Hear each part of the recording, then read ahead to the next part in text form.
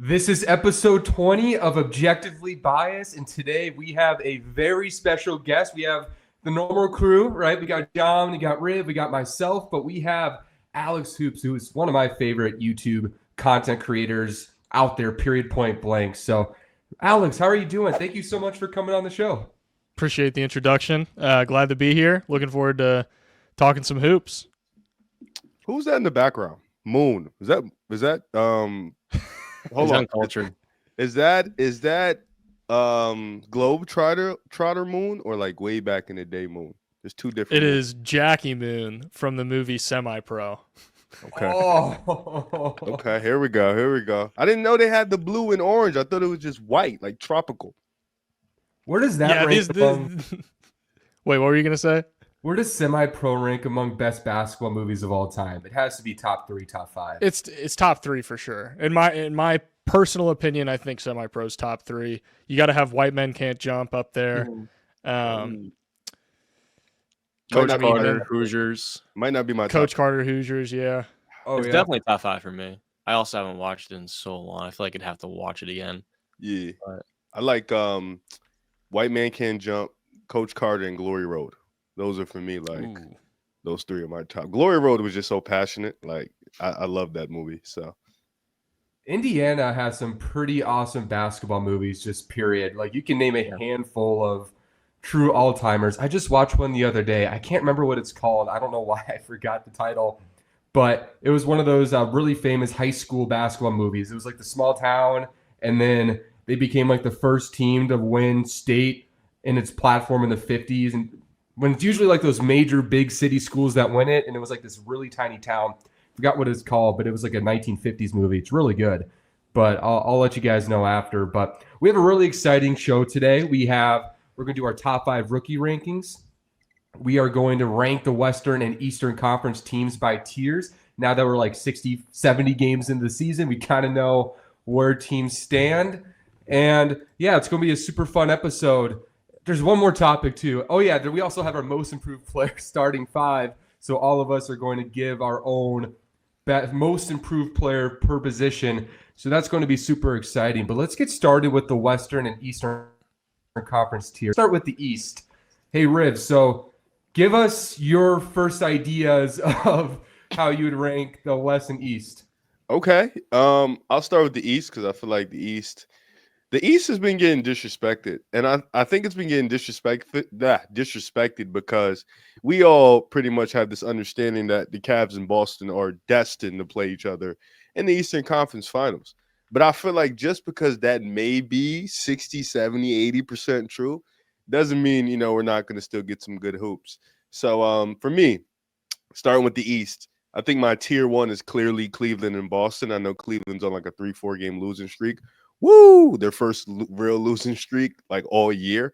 Definitely not good to have it towards the end of the year. So you definitely want to start another win streak, just kind of get that momentum going into the playoffs. But with the way Cleveland's been playing this year, I mean, offensively, they've been as dynamic as any offense in the league, arguably the best in terms of just the way they can just run the pick and roll, the way they can shoot the ball. They don't shoot a ton of threes, but they shoot a high percentage. They get a lot of good looks, and that's what I love about their offense, their ability to generate good looks, whether it's in the short roll, in the high roll, guys in the corner, being able to roll. I love the way DG has been playing. He's been efficient from everywhere on the floor, in the paint, in the non-restricted area, in the mid-range from the three-point line. And then, of course, you have Evan Mobley's ascension as a two-way player. That's something that's been big in this development, something that's been, very heightened in the Cleveland organization. Can Evan Mobley be that guy for us? We drafted him with the top 3 pick, and Kenny Atkinson has done wonders for Evan Mobley. And then, of course, you have the depth, bringing in DeAndre Hunter, who is a bucket. Whether he's starting, whether he's off the bench, you have Max Strus, you have Dean Wade, you have guys like Jared Allen. Of course, I can't forget him. Just Sam Murrell, Ty Jerome, who's had a revelation. We'll talk about him a little later. But they've just been a great team. And then, of course, Boston.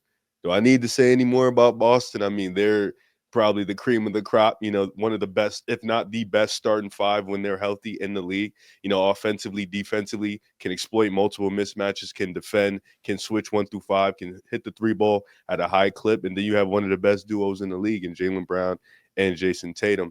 My tier 2, would be Knicks, Bucks, Pacers. I look at this tier as like a tier that can make it interesting. I don't know if they'll upset Boston or upset Cleveland. I think the way Cleveland has beat the Knicks and the Bucks doesn't give me much optimism. Now Indiana has had their good run against the Cleveland Cavaliers. I think they beat them twice this year. So you look at that matchup, you're looking at the 2 times they're played. If you're Indiana, you're thinking like, all right, we beat this team twice. We have that confidence. But just in a playoff series where, the 7-game series, you get to schematically scheme up against somebody pretty easily, and you get to really just focus on one opponent. I look at these 3 teams as they have way more flaws than the 2 teams in front of them. With the Knicks, it's their frontline defense, specifically Cat and drop, Cat and switches, and then it's their depth. Like, can you trust Cat and Mitch for 40-plus minutes in a playoff series, especially with your wings and OG and Mikal Bridges? You saw OG, unfortunately, he went down with an injury last year in the playoffs. You play these guys a ton of minutes. That's something I'm looking at. And of course, offensively, if Jalen Brunson is taken out the game, what else do you do? Can you trust Cat in the playoffs? And then I look at a team like Milwaukee. Their defense doesn't move me. I just don't think they have the guys up front to guard top players. I don't think, Giannis is going to be able to hone in and be that elite defensive guy while also giving you 35 and 12, an efficient 35 and 12. That's just not something that he'll be able to sustain just because of how bad their perimeter defense is to me. And then, of course, you have the high Dame, and I think offensively they just don't give me – they lack that juice that I want to see. And then with the Pacers, I just think they lack the star power. I think they have a good amount of role players. I think they have a good offense. I just think in the playoffs, I trust a couple more teams before I trust them. And then I could brush off the rest of the tiers. Tier 3 is Detroit. I think they're in a tier by themselves just because of how competitive they've been, how defensively they've been great this year. And I think they're just better than the tier 4 teams I have, which are the Heat, Magic, and the Hawks. I think the Heat, you can convince me if they didn't go on this 11-10 game losing streak that they could have been in tier 3. But I just don't trust a Bam and Hero-led offense going into the playoffs against, honestly, anybody. With Detroit, at least Cade gives me some hope. And, Malik Beasley's been a sniper, and then I can rely on that defense. With the Heat, I've just seen too many fourth quarter collapse. And then tier 5 is, the rest of the East, teams like the Wizards and stuff like that, and Brooklyn and Toronto. They're just the teams that are in the Cooper Flag sweepstakes. The Val list. I will say, because I structure mine a lot differently, I had 4 tiers. Contenders, I was harsh. I had a pretender tier. I had my fun and interesting. Then I had my first round fodder. So in that tier 1, Cleveland and Boston to me. Tier 2, I went with the Knicks and the Bucks, and then I put the Pacers a slight list below because their expectations are lower than that of a Giannis-led Bucks team and that Knick team that invested so much this summer.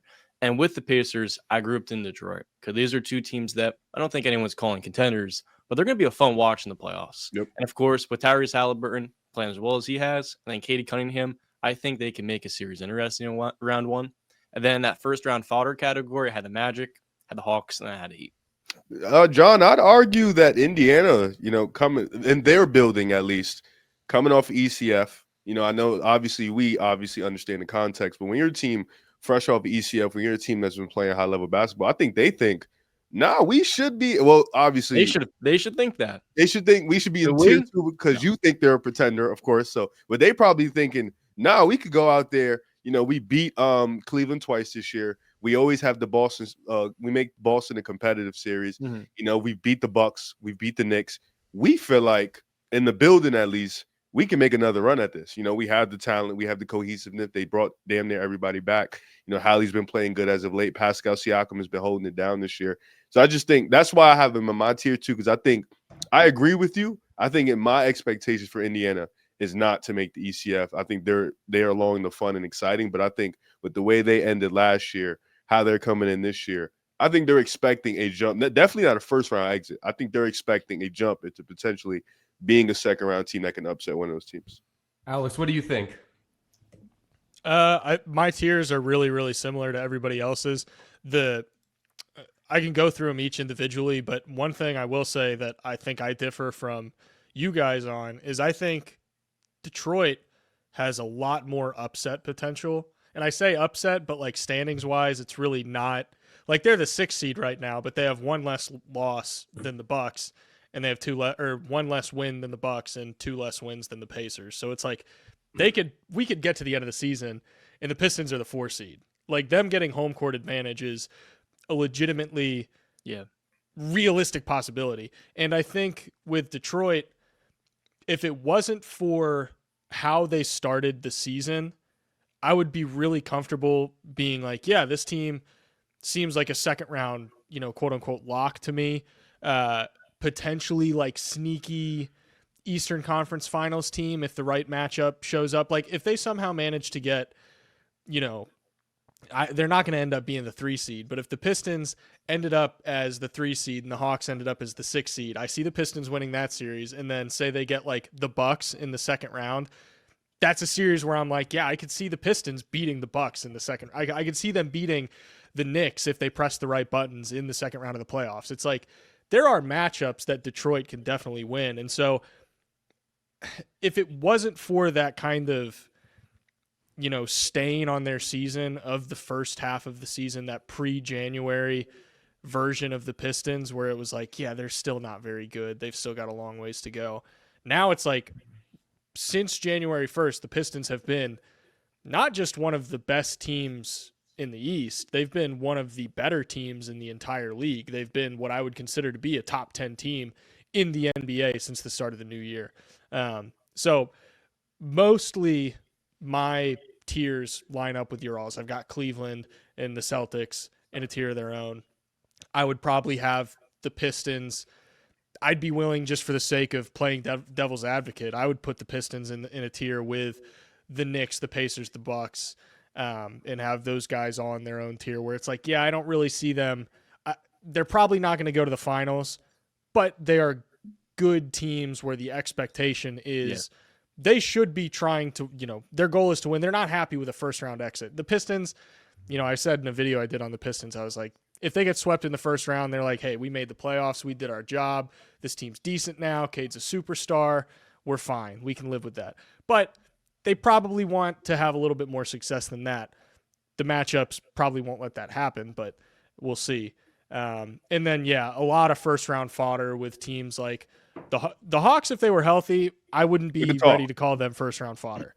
If the Hawks were healthy, I'm like, that's a fun team that gives the Knicks problems. I could see him giving the Pacers problems because you don't really have to worry as much about defense when you're playing the Pacers. It's like they're going to score a lot. If you're a team that can score a lot, you're going to keep up with them. But the Hawks have the Jalen Johnson factor, which is unfortunate, but I'm more interested to see what they do next year. The Magic, that team's got so much to figure out that, you could do a whole episode on the Magic. They've got some identity problems. They're going to have some hard discussions with themselves in the mirror. And then, the Bulls, the Heat, they might make the playoffs just by nature of single game elimination in the play-in tournament, but they're not winning the series. Then everybody else. The Pistons are the one team I just have no idea what to expect from, obviously partially because we haven't seen them in this type of platform. We've seen a lot of those top 5, top 6 teams in recent playoff runs. But as Alex mentioned, the Pistons in the second half of this year versus first half, because 50 games in, they were 25-25, 26-25, and now they're suddenly 8 games over 500. And it's going to be interesting because on one hand, it scares me because everything runs through Cade Cunningham. They really have no other reliable creator. Dennis Schroeder has been helpful in that regard with Jaden Ivey gone, but what is Cade Cunningham going to be in the playoffs? Because in this regular season, we're talking about a guy who you can argue has been the most complete overall guard in the Eastern Conference this year. And if you can get that version of Cade Cunningham, any series outside of Boston and Milwaukee, you could have the best player in the series, legitimately. And we know in the playoffs, a lot of the time it's who has the best series, who is the best individual player of that series. It's not everything, but it makes a big difference. And if they can get that version of Cade Cunningham and a lot of their high variance, highly unpredictable players, the Malik Beasleys, the Tim Hardaway Jr.'s, guys who can shoot 1 for 17 one game in the playoffs and then drop 30 the next game. What are we getting from them? And then just the youth, the inexperience. We know youth can go 2 different directions in the playoffs. I think Detroit might be the single most underrated, unpredictable team going into that playoff because we haven't seen them, and a lot of the guys they're reliant on are so high variance with their playoff history. I like that a lot because they're a team that defensively just wears you down physically with Beef Stew, Sore. Of course, you have Jalen Duren. And with how young that team is, I believe in the playoffs, they're a team that everyone's going to overlook. And they've been a top 10 defense and one of the best defenses for the majority of the second half of the season. You put them in a series against a team like the Knicks, and I think physically they could wear them down to a point where the Knicks are exhausted. And by the end of that, late in fourth quarters, you have Cade Cunningham slowing down the pace, and they can kind of play a style which is their identity, and that's tailor made for the postseason. So I do like your take, Alex, that they can, if everything lines up, match up well against a team like the Knicks. And if they were to win a series like that, some things would have to go their way, but I wouldn't be totally surprised.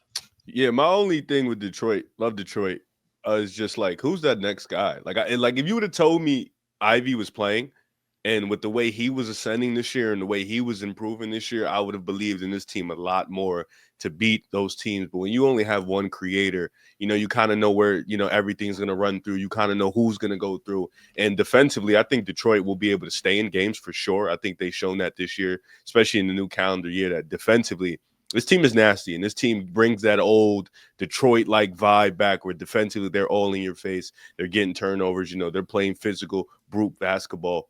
But offensively, sometimes it gets troublesome. I do love the Malik Beasley addition. I do think he's been really, really good.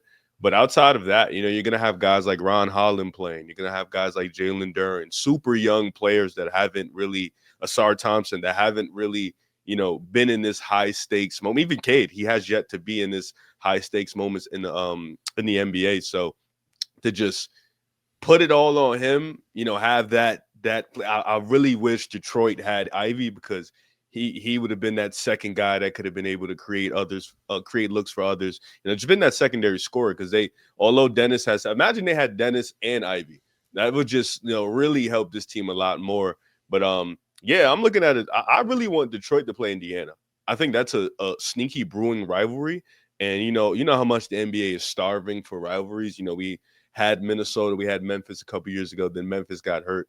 We had Golden State, we had the Rockets with Harden and Steph Curry. We had Golden State, we had OKC with Kevin Durant and Steph. Like we had those like probably a decade ago. I think we are seeing something a little bit when Indiana and Detroit play.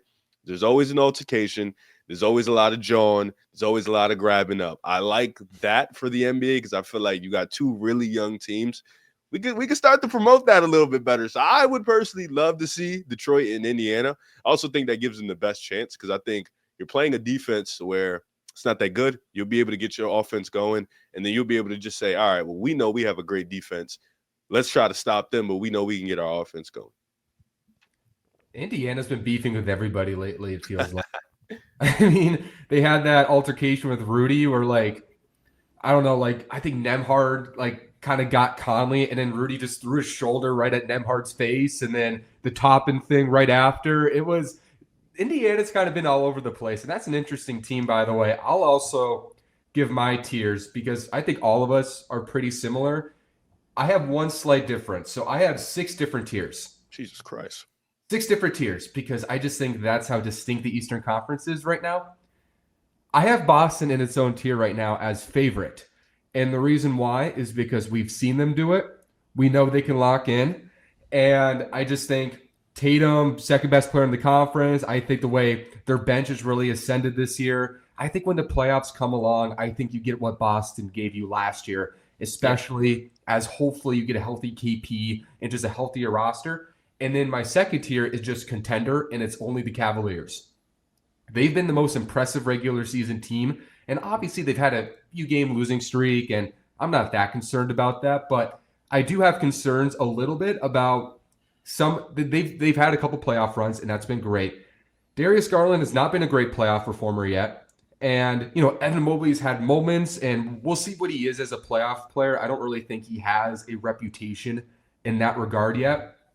It's just going to be really interesting to see this team as the hunted in the playoffs, how they respond to that. Is Darius Garland, Evan Mobley, are those type of players going to elevate? Because we know what we're getting from Donovan Mitchell, but how does everybody else kind of respond? Because it's been a really good Cinderella story, but how does that carry over to the playoffs?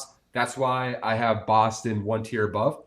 And then I have a pretender tier, like John. I have the Knicks and Bucks. Obviously, the Bucks' star power gives the illusion of a great team. But as I said the other day, if Gary Trent Jr. is in your closing lineup, you're not contenders. Never, ever, ever. So that puts them in the pretender tier. And then the New York Knicks. I think John said this also. I'm just copying your takes, John. You're like, was it John or Rip? It was one of you two. One of you guys called them like the nice guy team. And I thought that was so perfect because. That's Riv. Oh, that was Riv. Okay, I'm taking Riv's take. They're kind of the nice guy team of like, do they actually have killers in a playoff context? They go after OG, they go after Bridges, they still can't defend. And I just think that Brunson and Cat have physical limitations, especially defensively. As your two best players, I'm not sure how much I trust that yet. And then there's just good team. They're fun, they're pretty good. Might get the second round, no further. Pacers, Pistons. And then I go sneaky, two sneaky teams. I have the Hawks and Magic because the Magic, they can just defend the F out of people. The Magic can defend anybody. And if they shoot 35% from 3-1 series, they might give teams 6-7 games. Probably won't happen. They're the worst three-point shooting team since the 2012 Timberwolves. But Hornets, 2012 Bobcats. 2012 Bobcats as well. 7 to Minnesota's 59. right there too. That's a competition. Yeah. I And think then that's a everybody else is and the rest of it's everybody else. I just think everybody's bad. Miami, they've lost 10 straight. They're not good. We need to talk about them in the Cooper Flay conversation soon because that would be a fun fit. So, yeah, that's my tier. They get Cooper Flag. Oh, my God. Can you imagine that with Bam and Kel'el Ware? I don't want to imagine it, actually. I don't want it to happen. Good. I'll put It's Bam fun. back as the conversations he's rightfully belonged in. The Knicks, the description of the nice guy team fits in so well because it couldn't be further away from what they were the last 2 years. And I'm still hung up on the Pistons. What the Pistons are now, that's what the Knicks felt like last year without Julius Randle, where they're scrappy defensively, they're going to wear you down, and they have that sole offensive star. And then this year, they've done a total 180 in their identity, and that is something which I'm skeptical of translating in the postseason. Losing Ihart, losing a guy like Dante DiVincenzo, and that spark that gave them that depth, it just doesn't feel there. And that's why with the Knicks, I mean, I still can't get over the way that they kind of like supported Draymond Green or like chatting up with him after losing to him last week. That gave me the kind of the feeling that this team isn't one that you can really take seriously or fear in the Eastern Conference. I feel like that nice guy description, if that's what you said, Riv, that's the only way I can look at the Knicks right now.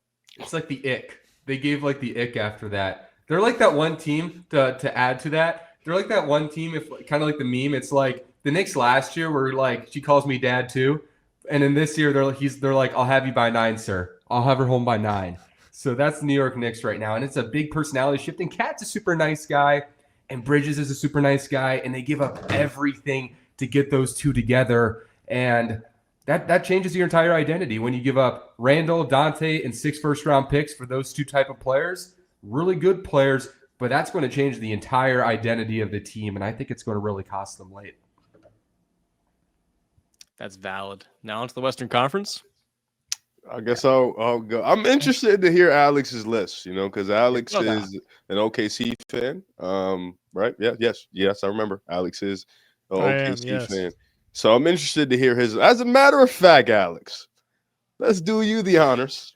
You go first because I have Let Alex go first. Yeah, I have invested stock in a couple teams in the West. So I would like to hear where you have them. Not going to tell you who. Just want to hear. I think the Thunder, just due to the simple fact that they have 12 more wins than the second-seeded team in the Western Conference, I think they deserve to be in a tier of their own. They've been the best. You can argue they've been the best team in the NBA this year. You wouldn't hear any argument from me on that. It's either them or the Cavs, most people would say, are the two, best regular season teams. I think they've got the experience from last year that's going to pay dividends in the postseason this year. They addressed a lot of their major weaknesses, getting Isaiah Hartenstein, and Chet's healthy now. They kind of, there's still some streaky shooters on the team. There's some guys that I'm like, can you actually shoot? Or do you just kind of have that reputation? Like Isaiah Joe, sometimes I'm like, people call you like an elite 3-point shooter, but you're not really an elite 3-point shooter. All that being said, I'm still going to say the Thunder, number one team. tier of their own, legit contender. Some might even say the favorites. I value experience too much. I'd say you could look at a team like Boston, still probably have them as the favorites, and you wouldn't get any argument from me. But Thunder number one, in a tier of their own. In that second tier is where things get really weird because there's one team that I think just by default has proven enough time and time again deserves to be there. The Denver Nuggets, where they're like, yeah, they're contenders. They may not have the best team, but they're going to have the best player on the planet on the floor every game in Nikola Jokic. And we know Nikola Jokic makes everyone better regardless of how bad those players are. Like, he's going to make DeAndre Jordan look good if, God forbid, they ever share the floor together, which should never happen. But I think you got to have the Nuggets in that contender tier. They've proven enough. And then this is where it gets weird. You look at a team like the Lakers, and I'm like, I can't get a read on them, mainly because LeBron hasn't played for a long stretch of games now, where we've seen Luka do his thing with a lot of their supporting talent. Austin Reeves kind of started getting a little cold there after what looked like a really great start to the new year. And this team's not bad, but it's certainly not great from a supporting cast perspective. I kind of look at it like, well, no, I won't make that comparison. But the Lakers have good talent, but it's like, is it good enough? They're going to have Luka, they're going to have LeBron, but how much does health cooperate with them? Are guys like Rui Hachimura able to knock down their shots? Is Jackson Hayes still going to be able to be a good defender against a really smart offensive team like the Nuggets or a really smart offensive team like the Thunder? It's, he's good right now during the regular season in these very specific contexts and situations that JJ Redick allows him to be put into. But when you're kind of held under a microscope and coaches like Michael Malone and Mark Daignault are making game-to-game adjustments and really figuring out where they can press your buttons and really trying to figure out, where they can abuse you and score points against you, how do you hold up? And that's where I look at the Lakers. I'm like, you have LeBron James and Luka Doncic, so I'm going to consider you a contender. But I'm just not sure I fully buy it. After that, I've got kind of a question mark tier, and they're teams that are good on paper, but they're not. They either haven't been good enough for long enough for me to have them in the contender tier, or I don't know if their best is good enough. And in this tier, I have the Grizzlies and the Warriors. The Grizzlies are a very good team. They've been a good team all year.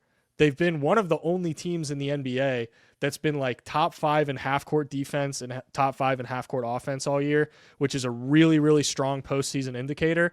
But will they, like, we talk about having the importance of having the best player on the floor in a series.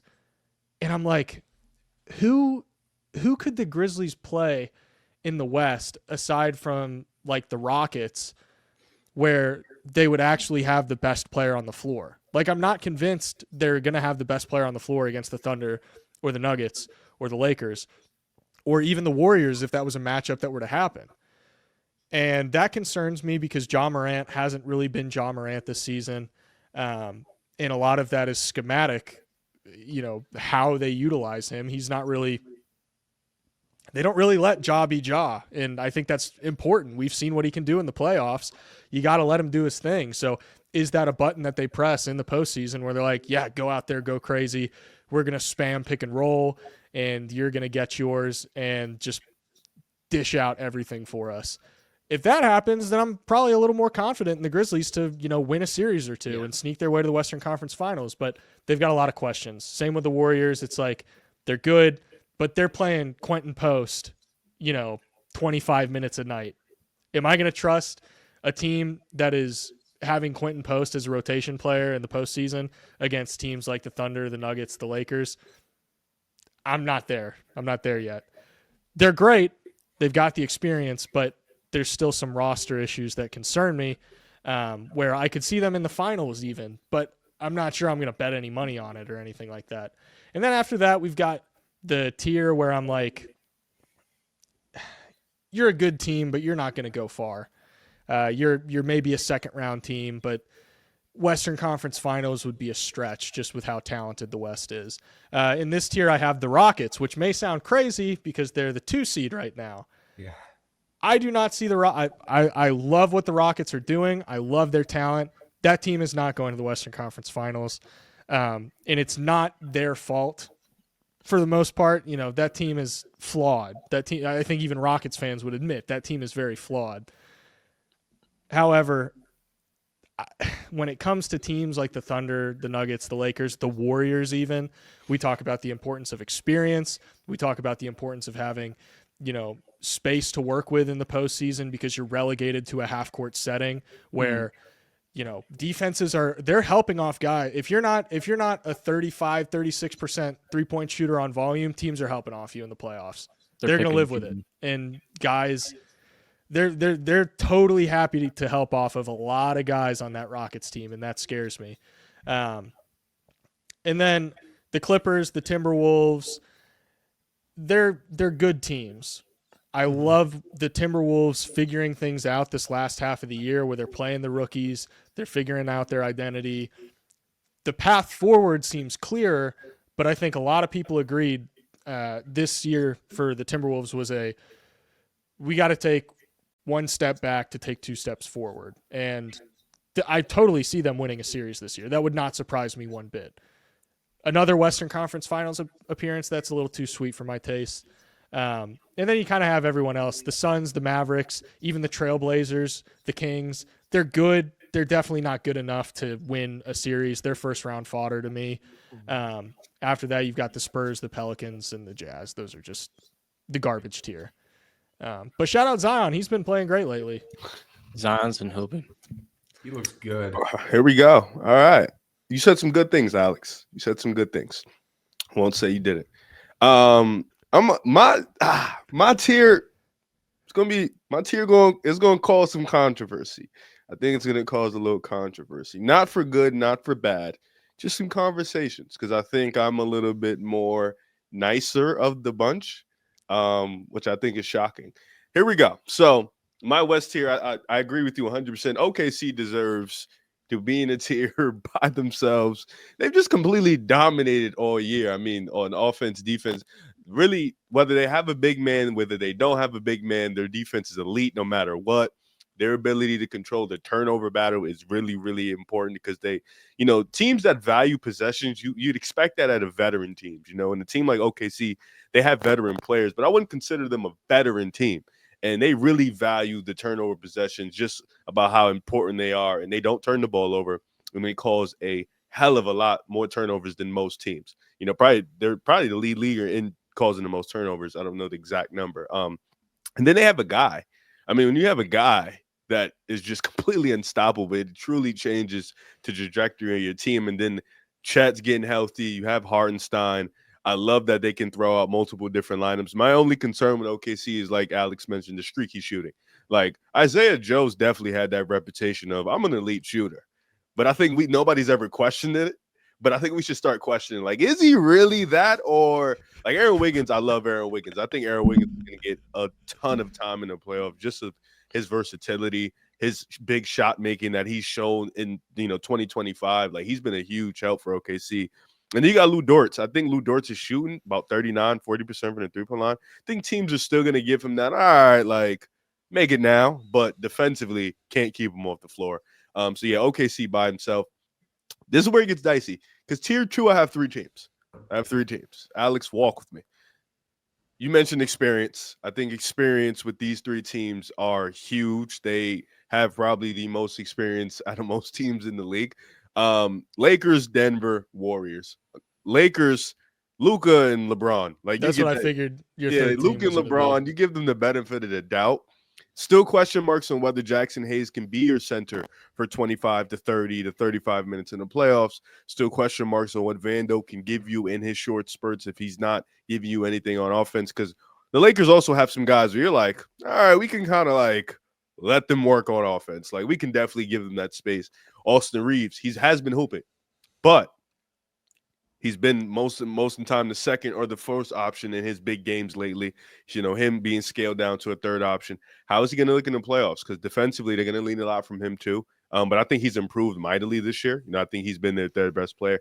But when you have Luka and Reeves out there, those are two guys that are going to get picked on defensively. You know, there's no shame, no slight to it. It's just unfortunate you guys are the guys that are going to get picked on, especially if Vando's out there, DFS is out there. You know, so I'm interested to see. And plus, JJ Redick is his first year. You know, he's had a great regular season, but how does he look in the playoffs? His first time, you know, being a playoff coach is extremely hard. You know, you have to adjust. You have to make the right proper substitutions and stuff like that. So the Lakers have question marks, but I think they deserve to be in this tier. Denver, their defense is atrocious. Their defense is like really, really bad. But I will say this: when Aaron Gordon plays, they're a pretty damn great team. And when he doesn't play, God, they look regular as hell.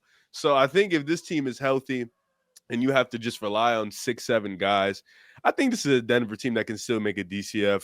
I mean, a DCF, a WCF. You know, granted, you know, the Joker's the best player in the world, so he can give you a Hall of Fame series at any point in this playoffs. I think that's what they're banking on.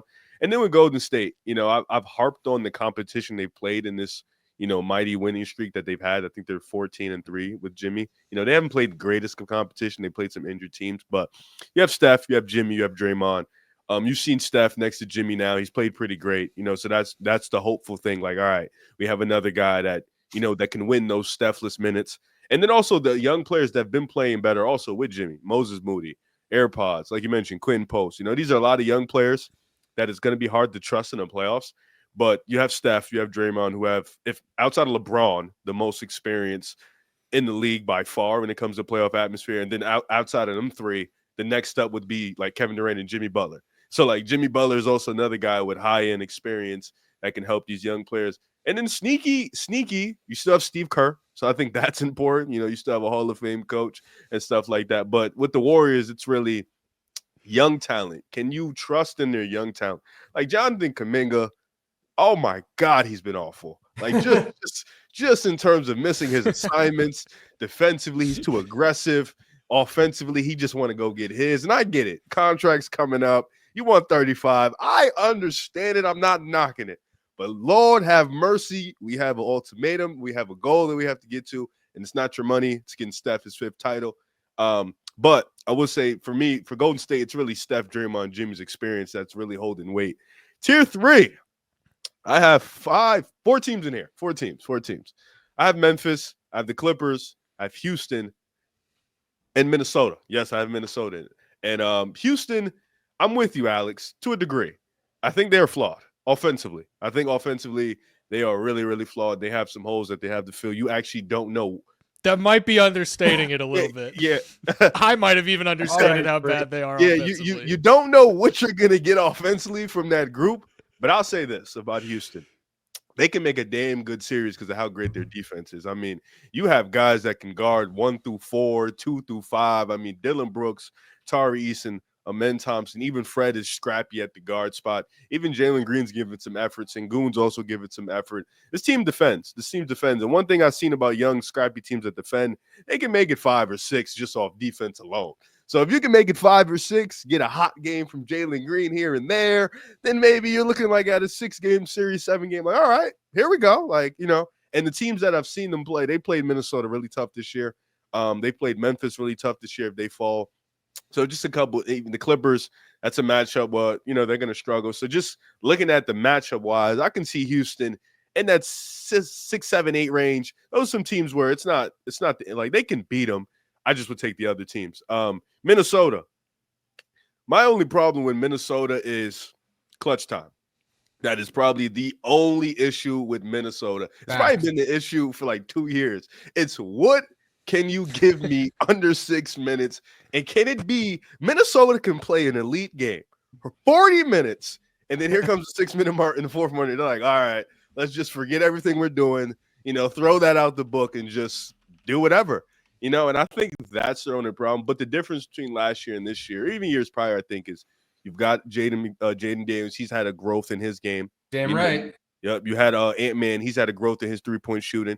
Nas Reed has had a growth in his game in 2025. Julius Randle has looked good since he's got back. So you have Dante DiVincenzo. I think you have a better schematic roster where you can put some shooters out there. You can make it look good, and I think Minnesota's a team where, once again, they're still one of the best defenses in the world. But I think their offenses look really good lately. And I think, granted, like I said, clutch time, it looks a little dark, but you have Ant-Man. So you trust in the fact that you have a high-powered superstar and you can make it work. Yeah. He's not clutch. He is not clutch. He is not. We were talking about reputation earlier with Isaiah Joe having a reputation as an elite shooter. It's like Ant has this reputation where he's like, oh, he's got that dog in him. Like when the lights are brightest, Ant shows up. It's like, that's not actually true. Yeah, it's the visual. Ant looks like he has that dog in him. It's aura. It's just all aura. It's like the aura's there. It's just like, damn. Then the Clippers. Oh, go ahead. Quickly, go. Ant has the arrogance of a killer. Fact. Ant doesn't have the smarts of a killer yet. There it is. He wants to kill you. He's like, I'll take a triple covered step back three, one-legged from the corner with my left hand if I have to. Doesn't matter. He makes 9% of them, but he'll take it, and he is fully confident. Like, seriously, I think as a young man in our country, if I could have the delusion that Anthony Edwards has for clutch time, I could accomplish anything on this planet. It is the craziest thing how delusional this team is. It's like how Rudy Gobert in his 30s he still believes he can dribble, but he can't. Yeah, same thing. We're a delusional roster. James, Kobe was delusional. MJ was delusional. So you're following some delusional company. Now, I'm not saying he's going to be Kobe or nothing like that. Just saying in terms of the delusion. Oh, my God. Following some delusional companies. Next team for me, though, the Clippers. They're a weird team. I'm not going to say and act like they're not. They're probably the weirdest team to rank in the West because you actually don't – and them in the Memphis, I'll group them into that because you actually – if you watched all year, if you watch both teams all year, you actually haven't seen them at their best. And – speaking on the Clippers right now, you haven't seen Norman Powell, James Harden, and Kawhi and Zubac too much this year. You haven't seen them healthy together with that depth of defense with Chris Dunn, Derrick Jones Jr., now with Bogdanovich, who's starting to find his stroke. You haven't really seen this team healthy. So you act like it's like you have a blindfold on and you really don't know what you're going to get when you take the blindfold because this team, Kawhi's been playing really well. Harden's been playing really well, but Harden's been carrying the ship, him and Zubac and Norman Powell, before Kawhi was here. So, you have that mileage on your legs. Then Kawhi came back. Kawhi was playing really well. Now Bogdanovic is starting to find his stroke. They picked up Ben Simmons. He's giving you some defense.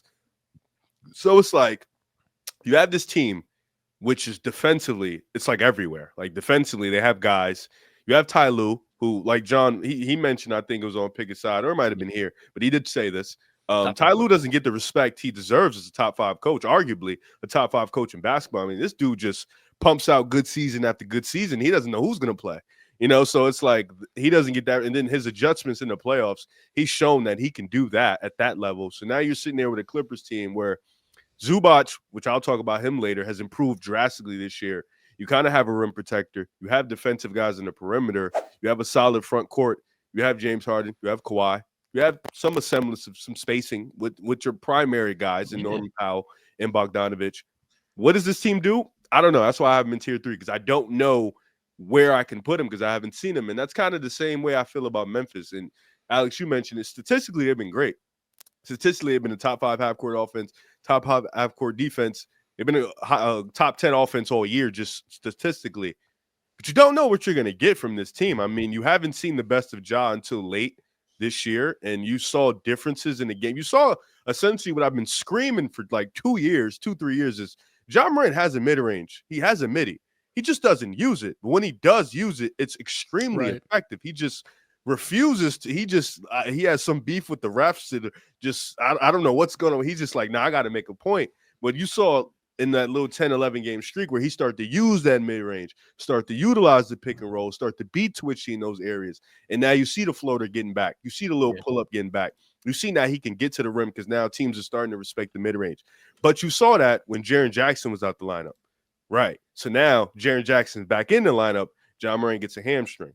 So now as Ja's been out, Jaren's been struggling. But then you saw the best of Desmond Bane. But then Ja wasn't in. So it's like now we're sitting there like our 3 best players we've run this system where Jaren has been great, Bane has been up and down, and Ja has been struggling.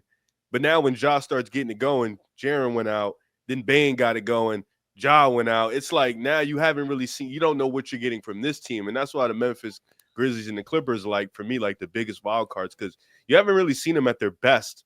But they've been a good team, like Alex mentioned, all year. Like Memphis, you can argue they've been a great team in the regular season this year, but you don't know what you're going to get because you haven't got their best. And I think that question of, does Memphis have the best player in the series? It really depends on what Ja you get. Do you get the Ja with the mid-range? Probably he'll be the best in a couple series. But do you get the Ja prior to that? He might not be the best on his team. So that's something you got to start to consider. And then tier 4, the Kings, Suns. I threw Portland in there because they've been playing better as of late. I got to give them a little respect. And I put Dallas in there because they're still hanging around. The Kings, you did what you can. Fox wanted to leave. You have a fun team. It's nice to watch you guys at times. I'll be honest. I've watched a couple Kings games. It's fun to watch. But you're where you are at this point. You know, you're kind of just the West Chicago Bulls. And then the Suns. You're horrible.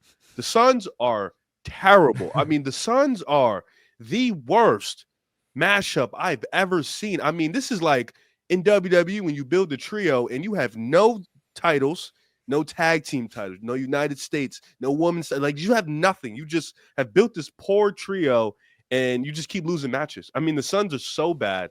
Defensively, they're not good. And I feel bad for Budenholzer because it really ain't his fault. He was dealt the bad hand. He took the bad hand, but he was dealt the bad hand. And it's not even, I'm not even going to blame it on, I'm gonna just blame it on the front office. This roster is just so bad. They're like Orlando, except Orlando's young, but they have so many flaws, and they gotta look in the mirror, multiple mirrors. They gotta put like 15 mirrors in there and just start to look at all of them because it's so much going on over there. And then Portland's been playing really well. You've seen the Scoot trajectory; he's been playing well. Donovan Clayton's looked good. Denny's looked amazing. Tumani Kamara looked excellent. They have a nice, young, talented roster. Shaden Sharp that's starting to look good as they, end the year. And then Dallas is in here, and we don't have to talk too much about Dallas. It's unfortunate what happened to them. So I don't even want to go deep into that. And then my final tier is, of course, Spurs, Pels, Utah. Outside of maybe the Spurs, which I think if Fox and Wemby were healthy, they probably would have been in tier 4 for me. The Pels are just, they're in no man's land. I don't know what they're going to do. And the Utah, probably the worst rebuild in the league. I mean, you have a bunch of players that, no offense to their rookies, they got to get together, but they're year 1, year 2 guys. Their best player is Kyle Flip, like no troll. Like I'll be honest, there isn't much growth from their young stars. They paid Laurie a ton of money. They can't even trade him this year. They have a lot of picks, so that's dope. But I don't know what path they're going to take.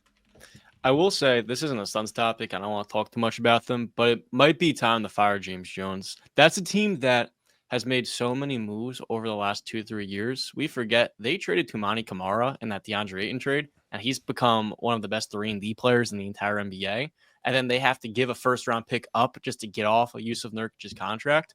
What they had a couple of years ago, they completely tore apart, and now what brought them to the finals in 2022, chemistry, just a collective, quick-hitting offense with split decision reads and a well-cohesive defense. It's like the total opposite of what they had is now what's plaguing their team from being a winning team. I mean, they did beat the Cavaliers. I mean, Kevin Durant went off and Marissa O'Neal hit 1,000,000 threes. It felt like in that matchup, but that's just a really tough team to even evaluate right now. Now, to my Western Conference rankings, I did add a 5th tier, and that was dark horses. And I believe there's 3 in this conference. First up, you got your contender, your favorite. That's Oklahoma City. My only reservation with this team would just be health. And I really do believe that this year, everything's going to come together with the experience they gained last year. Second is my dark horses. Got the Warriors.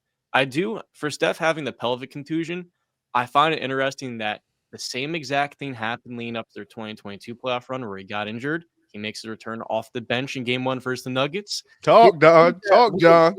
Gearing up for a playoff run.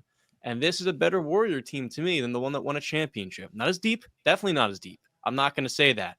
But Jimmy Butler and Draymond Green fit so well off of Steph Curry that I believe that top-end talent is what makes it a better team to me. Then right with them, I have the Lakers. Some questions. They've got Luka, and I think he can solve a lot of them. And then lastly is the Nuggets. The Nuggets are a weird team because in any series, it doesn't matter if they play the Celtics, the Cavaliers, they will have the best offensive player in any matchup. The question is if everything else will click, because they're a team that really has little margin for error. Their depth, their defense on the perimeter, and the consistency of their supporting cast all became questions after last year's playoff run. And this is a team that can't afford an injury to a Christian Brown or an Aaron Gordon. And Aaron Gordon this year has dealt with a lot of nagging lower body injuries. So they're going to have Jokic to fix a lot. But I just want to see Christian Brown, Aaron Gordon at their best. And then, of course, Jamal Murray being as consistent as he can be, which can be a tough ask at times. Next up, I got my pretenders. James, I'll let you do the talking a little bit for this one. Wrong one. Wait, what was the other one? Wrong one. I don't take the T-Wolves seriously. They went to the conference finals last year. They've won 8 of their last 10. They're a hot team. And last week on the show, we talked about the best teams to throw in Oklahoma City. And James, you were defined that the T-Wolves were one of those two teams. I still stand by that, by the way. I I think still that's a fair stand by take. that. I was with him. I believe that this is a team which isn't built this year to win a playoff series. And with them in the pretender category, I did lump in the Rockets. They are a 2 seed. They've had an incredible year. 21 games above 500 is a huge step forward.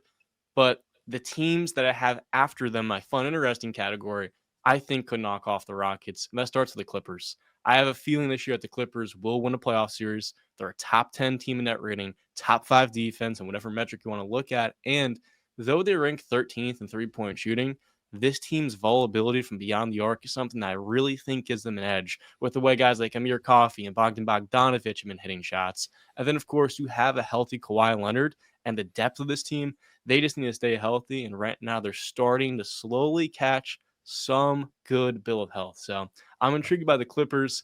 And with them in this category, I had to put in Memphis because I'm not going to call them pretenders. I think most of us would consider the Grizzlies' expectations to be a bit lower, but they're both teams that I could see winning a playoff series, and I think that would be a success.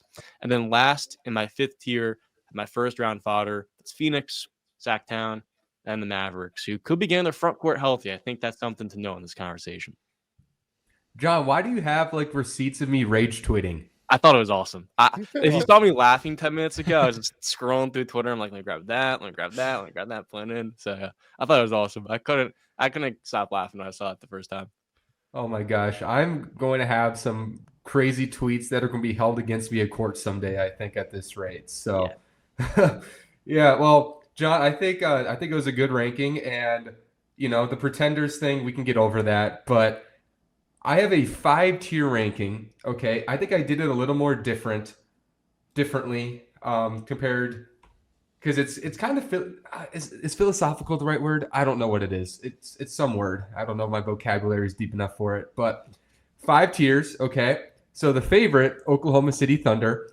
I think we all agree on that. It's the most complete team, the best defensive team in the league by a wide margin. Shea, in my opinion, has established himself as the second best player in the league. I just think he's a better player than Giannis right now. And people will be like, well, he needs a deep playoff run. And I'm like, I agree, but I'm just saying what my eyes tell me. I think he's the second best player right now. And, we'll see how Chet continues to, trend. He's playing well lately. Can he hold up physically in the playoffs? I think that's the big question for Oklahoma City ultimately. I got a big tier now, guys. It's called Wild Wild West. And I actually have 6 teams in this tier. I have the Lakers. I have the Nuggets, the Warriors, Clippers, Grizzlies, and Timberwolves. And my entire idea is I have no clue because we were talking about like having the veteran tier and then the I don't know tier, but I think all of us kind of said outside of Oklahoma City, I have no idea. And that's just kind of how I framed it. The Lakers, obviously the front end star power offensively is probably the best in the league. It's the best since the Brooklyn Nets with KD, Kyrie, and Harden, in my opinion. I think that's the best comp for team structure. And I think we're kind of seeing right now that defense for a little bit was a fluke. I just think it was. Chicago ran them out of the building yesterday. And then also during that stretch in which they were like the number 1 defense or whatever, teams are shooting like 28% from 3. Now teams are shooting better from 3. And in their last handful of games, they're like the 18th ranked defense since the start of March. I think they're more in that 10 to 15 range on defense. So I think their defense, and I think Jackson Hayes, I don't care what he does. I'll never trust the guy. So I think in a playoff series that can get exposed. Denver, we talked about it. Minnesota, by the way, John, ran Denver out of the building twice now this season, and they're 3-0. Wrong So medal for that. Best I matchup kind for the Nuggets. I kind of want you guys in a series, but I think Riv made a great point. Aaron Gordon is such a big difference. Aaron Gordon is the difference between Alex Sarr dropping 34 and the Nuggets having a competent defense. That's the biggest difference. And if Aaron Gordon's playing well and Jamal Murray's been playing well lately and MPJ, they can beat anybody, but they can also lose to anybody, which is the theme in the West. I think my number 2 team in the West right now actually is the Warriors, though. I did not list this in chronological order. My number 2 team is the Warriors. I agree with John. I think talent-wise, this is as good as the Warriors have had since their dynasty. And I think with Butler and Draymond clicking and just how they can play 9 deep. And I don't know, like Quentin Post theoretically as a prospect was not a playoff player, but I just have this weird feeling the dude's going to hit 6 threes in a playoff game. So I think they're very interesting. And then the Clippers, they're getting healthy at the right time. Kawhi Leonard's playing well lately. Norman Powell continues looking like an all-star. We might talk about him in the most improved player conversation pretty soon. And then James Harden is having a really good season despite shooting below 40%. And then I still had the Timberwolves on this list. And when I made the sober comment, the context of that is we could beat anybody, but we can lose to anybody. We just can't beat teams we're significantly better than. And they always shoot themselves in the foot. Like that Pelicans game, they should have not lost that. That was so pathetic. And the clutch time offense is a big issue. And I kind of said Anthony Edwards is an idiot late game, and he is. But I will also say Anthony Edwards in the playoffs last year somehow for like 2 series kind of figured out every problem he had last year in terms of late game decision making. And I'm not sure how much of it was a favorable matchup with the Suns and Nuggets, or was it Anthony Edwards just like, a switch goes on in the playoffs. So I'm not ruling out improvement in clutch time in the playoffs, not betting on it, but I do think there's a world they could beat 2 teams in the playoffs with the right matchup. And then Memphis, Ja's playing great lately. Obviously, Jaren Jackson's struggling efficiency-wise, and Bane, and they're so young, and I have questions about that. But look, I usually believe in teams that are top 10 in offense and defense overall, and teams like Minnesota and Memphis that kind of threw them in that tier, even though I don't trust them as much as the Warriors or Nuggets or even Lakers. And then there's one team in this tier, good, but I don't buy it, the Rockets. They've won 9 in a row, I think. And I think the biggest question with the Rockets in this postseason, what Jalen Green do they get? Because Jalen Green has become the last 5 games, man. He's either the worst player in the NBA for 5 games or he's the best player in the NBA for 5 games. Could he just click at the right time and average 28 a game in a series? And if they do that, I think they can win a playoff series. But I wouldn't bet on it. I would honestly bet on the Jalen Green shooting 36% in the playoffs personally. So, and now this one is kind of a mean tier, but it's mean, but I'm still calling it this tier. I'm calling it the self-sabotage tier. And the idea of it is just teams that felt like they were in a great direction and they just absolutely nuked it. So the Phoenix Suns, they're a terrible basketball team, period, point blank. They hate each other. Like, they hate each other. And it's brutal to watch. Like, I don't even know what to compare it in real life. It's like couples counsel or something. Like, you just look at each other and you know it's over. Everybody's getting divorced this summer. They're done this summer. It's bad. And then I had the Dallas Mavericks in this tier because of the Luka Doncic trade, and then the Quentin Grimes trade to a lower extent because he's averaging like 22 a game in Philly, which is crazy. And obviously they've been hurt, so it's not fair to say, well, what could have they been if Kyrie and AD are healthy? But I would also rebuttal and say, well, you could have looked at 12 years of history and said it's possible those two get hurt. So I'm still calling it the self-sabotage tier. And then everybody else, like the Knicks and Blazers, or the Kings and Blazers are fun, but I just think they're like everybody else. They're fun. They're not that good. And the West is really deep. So that's my tier. I like that spin you put, self-sabotage. Val. Thank you. Question. Raise your hand. Yeah, I got to raise my hand on stuff like this. I don't want us to all, Alex, question. There's 3 rounds. So obviously I'm going to ask you. As an OKC fan, in order, the 3 teams you fear the most. You can even say, I don't fear anybody, but just I still need an order out of the West. Yeah, we're gonna exclude the East out. 3 rounds. 1, 2, 3. Who are the 3 teams that you would say either fear you the most or just would give you the toughest series? Just with the way the regular season's gone, who you played and stuff like that. Nuggets, Lakers, Warriors. I like that. Those are the only 3 teams that I'm like, I do not want. I mean, they're definitely gonna see at least one of those teams. The Nuggets scare me the most simply because of matchup stuff. I did a whole episode of What's in a Game, which is another podcast hosted by a couple of Nuggets fans. But we did a whole episode specifically on the matchup between the Nuggets and the Thunder, and the Nuggets just have like the right players for a matchup against the Thunder. They can match, they like are sneakily able to match the Thunder's physicality, just with like Jokic is much more of a bruiser than people seem to acknowledge. Mm-hmm. Aaron Gordon, when he's healthy, is that 4 who, he doesn't really space the floor, but how do you make up for your lack of floor spacing ability? Well, it's by being physical. It's by being able to attack in that space that defenses give you when they're helping off of you, and you're able to just throw yourself at the rim and out physical guys and create scoring opportunities for yourself that way. Obviously, like Peyton Watson and Christian Brown are great off-ball players, even though the three-point shot is what it is. It is what it is. It's not. It's either going to be good or it's going to be really, really bad, but it's not going to be consistently great. But the Nuggets scare me the most. The Lakers, it's less of like I actually fear their team from this is a great basketball team perspective, and more of just like Luka Doncic and LeBron James in any playoff series are going to scare me because I know what both of those guys are capable of. LeBron to somewhat of a lesser extent, not because I don't think LeBron is still a great player, just because LeBron has lost a bit of a step. He is a very smart defender at this stage in his career, but he is, when it comes to keeping up with an opposing offense like the Thunder, I'm not sure he would have the juice to handle that, and also the offensive burden that would come along with, scoring and facilitating in the postseason, especially against a Thunder team.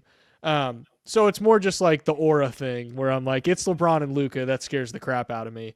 And then the Warriors, just because Steph Curry has done disgusting things to my franchise for, 10 years now. And I'm terrified of him, and I'll be traumatized for the rest of my life. Steph Curry could be 10 years retired, and I'd still be scared of seeing the Warriors in the playoffs if I'm a Thunder fan. So, I find it interesting real quick as a Nugget fan because I think most teams should be afraid of Denver because of how prolific their offense is. But there may not be a team that's more properly built to defend Jokic, and not just defending Jokic, but kind of neutralizing the Nuggets in the way that the T-Wolves did so well last year, because you have so many different perimeter defenders to put on Jamal Murray, whether it's going to be Jalen Williams, Alex Caruso, Lou Dort, Cason Wallace. You have 4 to 5 different guys. And if there's anybody who I trust to defend Jokic, which he's an unguardable player, Isaiah Hartenstein would be on the short list. There's 2 guys that played against each other. I feel like iHeart knows him, and they're not going to consistently rely on playing 2 bigs together. You do have Chet you can put in certain times of need as a roaming help defender if Peyton Watson's in the game or Russell Westbrook, because in the playoffs, you're going to see teams give up open threes to those guys. And if they're not hitting them, the Thunder in that matchup, which I think if the Warriors don't beat the Nuggets in the first round, they're going to face in the conference finals. I have no doubt the Nuggets will get past the Rockets. Be scared, brother. I'm not really afraid of you, but I do respect you. There's a difference. The shit Steph's gonna do to Joker, you might not be able to wake up, dude. Thanks. Now I'm losing my train of thought. Appreciate it. Sorry, John. It's okay. Chet being able to help off one of those inconsistent shooters would make for what to me is the worst possible matchup, and it reminds me so much of Minnesota last year with Gobert, Naz Reid, and then Jaden McDaniels hounding Jamal Murray. So you're right for wanting any team but those 3, and particularly the Nuggets, but I feel like the Thunder would give Denver the toughest time, and not really huge surprised they're a 1 seed. They're the favorite right now to win the championship, at least come out the Western Conference. But when I look at that matchup as a Nugget fan, it's one that I'm pretty intimidated by. Yeah, I don't. But my thing is, I think for the Nuggets, their problems be with teams that, one, give them either a really strong defensive effort, or two, teams that they can't hang with on their defensive side. So, like, I think a team like OKC, watching both of them play, and it was great that it was back to back, so we got to see like it right after another.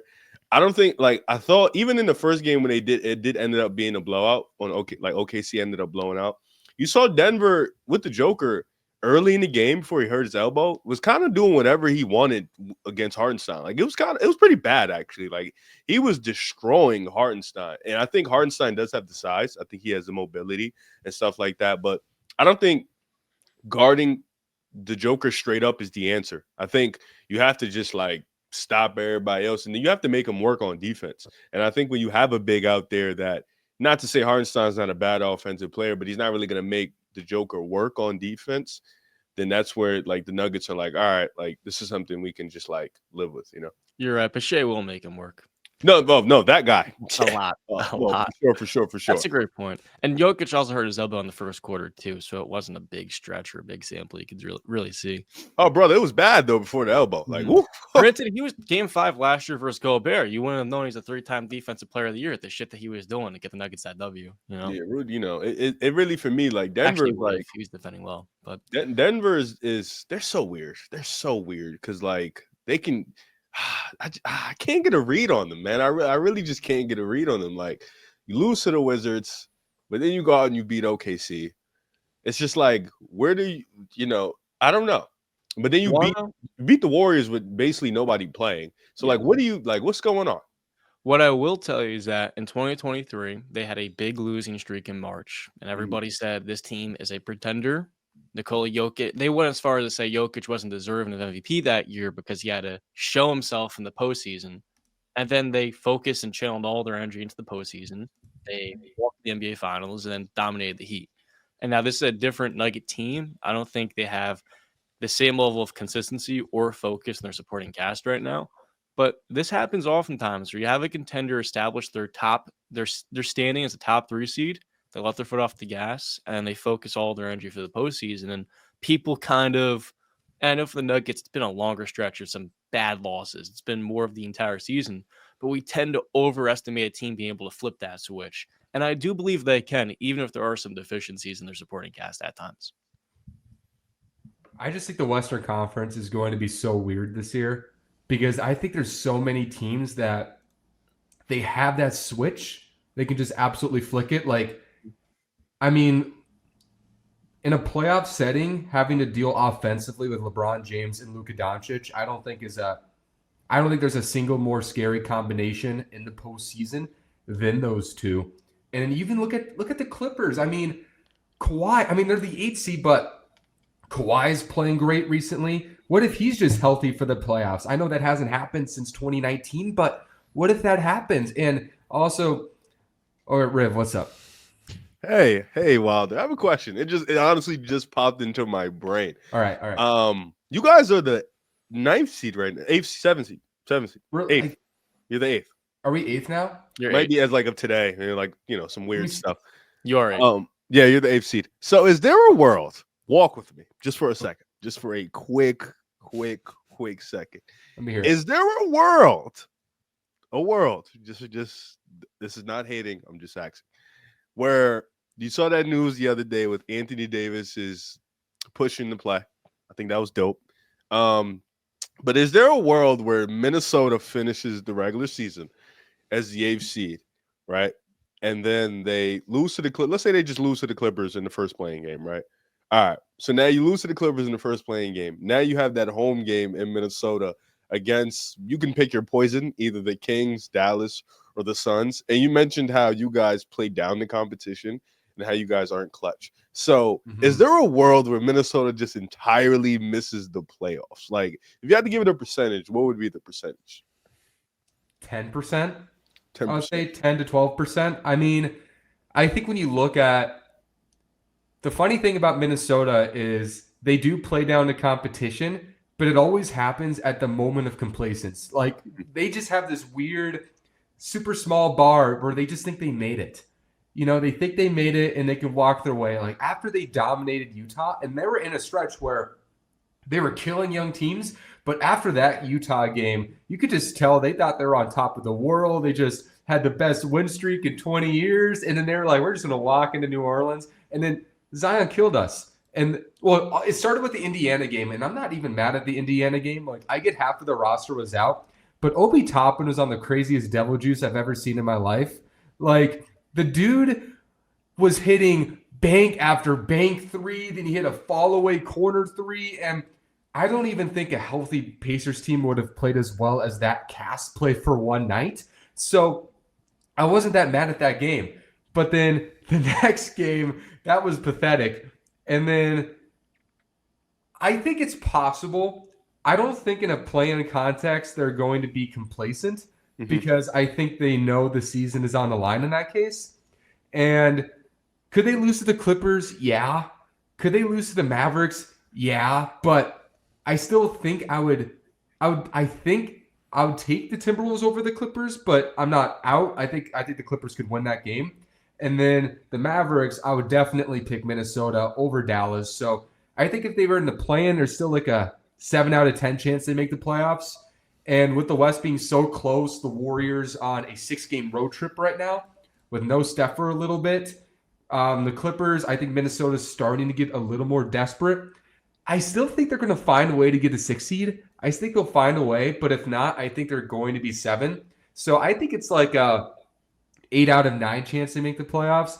But knowing Minnesota, just because it's 8 out of 9, I am terrified of the 1 out of 9 because, we're total PTSD in Minnesota.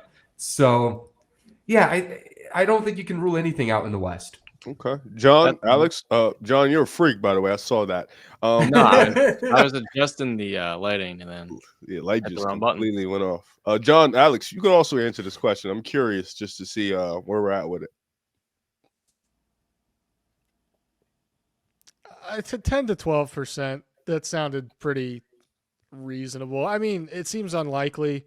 I think it's more likely that they make the playoffs outright than it is that they have to go through the play-in, and I think it's even less of a chance that they miss the playoffs entirely. It just that doesn't seem like there's too many bad teams in that play-in range where I'm like they should be able to pull it off.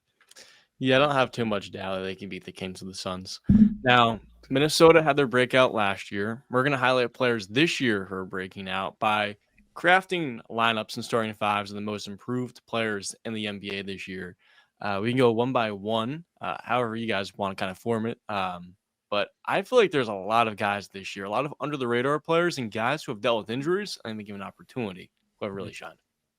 Okay, I'll run my first point guard. My point guard to start my most improved list is Ty Jerome, man. I mean, why would I not pick Ty Jerome? Listen, Ty Jerome was in essentially the doghouse for JB Bickerstaff, and I forgot who told me this. I heard it on Friday, but apparently last summer, Ty Jerome was killing it in training camp. And I don't know if it was last summer. So last summer. Yeah, last summer, John. Yeah, like 2024. Jesus. Yes, last summer. Yeah, John, you're messing me up. So yeah, last summer, the summer that just passed. So me and John are on the same page.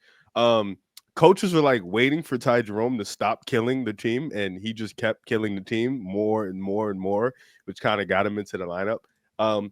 Shooting like under 20% from 3 in his last 5-6 games. Granted, makes sense on a losing streak. But Ty Jerome has been such a calm storm for Cleveland off that bench. I mean, he's been the pace setter. He's been a guy that's been able to go get his own, be really efficient. A guy that's been kind of giving Garland and Donovan Mitchell some relief because, not a ton of responsibility on them because you have another guard off the bench that can kind of fulfill that role, that can kind of give you those big games. And for a team that, was kind of trying to have a different energy than prior years, Ty Jerome has been a big part of that. This team is about to win 60 games, and Ty Jerome has been arguably their best player off the bench. They've been their most consistent player off the bench. And you got to love what he's done. He's just been so efficient from all 3 levels and been really good as a ball handler. Assist to turnover ratio is there. I love what I've seen from Ty Jerome, and maybe he had it in him last year too, but JB Bickerstaff kind of didn't trust the guy. Well, Kenny Atkinson has been a revelation for his career, and he's probably going to get a bag this summer. But yeah, Ty Jerome is my point guard for my team. That's valid. My point guard, there's a couple of big names, but I want to highlight Peyton Pritchard. This year he's kind of getting the green light by Boston, and he's taken his game to a 6-man of the year threshold. He's always had this in him, and he's always reminded me of Fred VanVleet in Toronto, where he's finally given the minutes to shine.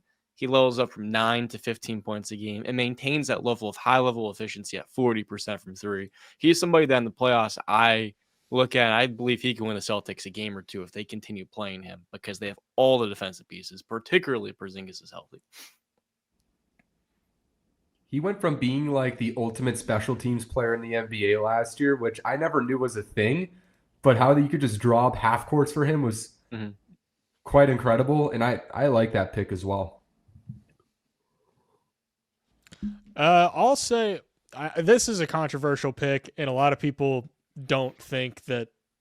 I don't think he should win the award, but I still think his improvement should be shouted out. I'm going to say Cade Cunningham, and I don't think he should win the award, but I do think he is one of the most improved players. That being said, he falls more in that category of like, yeah, you were the number 1 overall pick. You're in basically your 3rd real season because he's had so many injuries.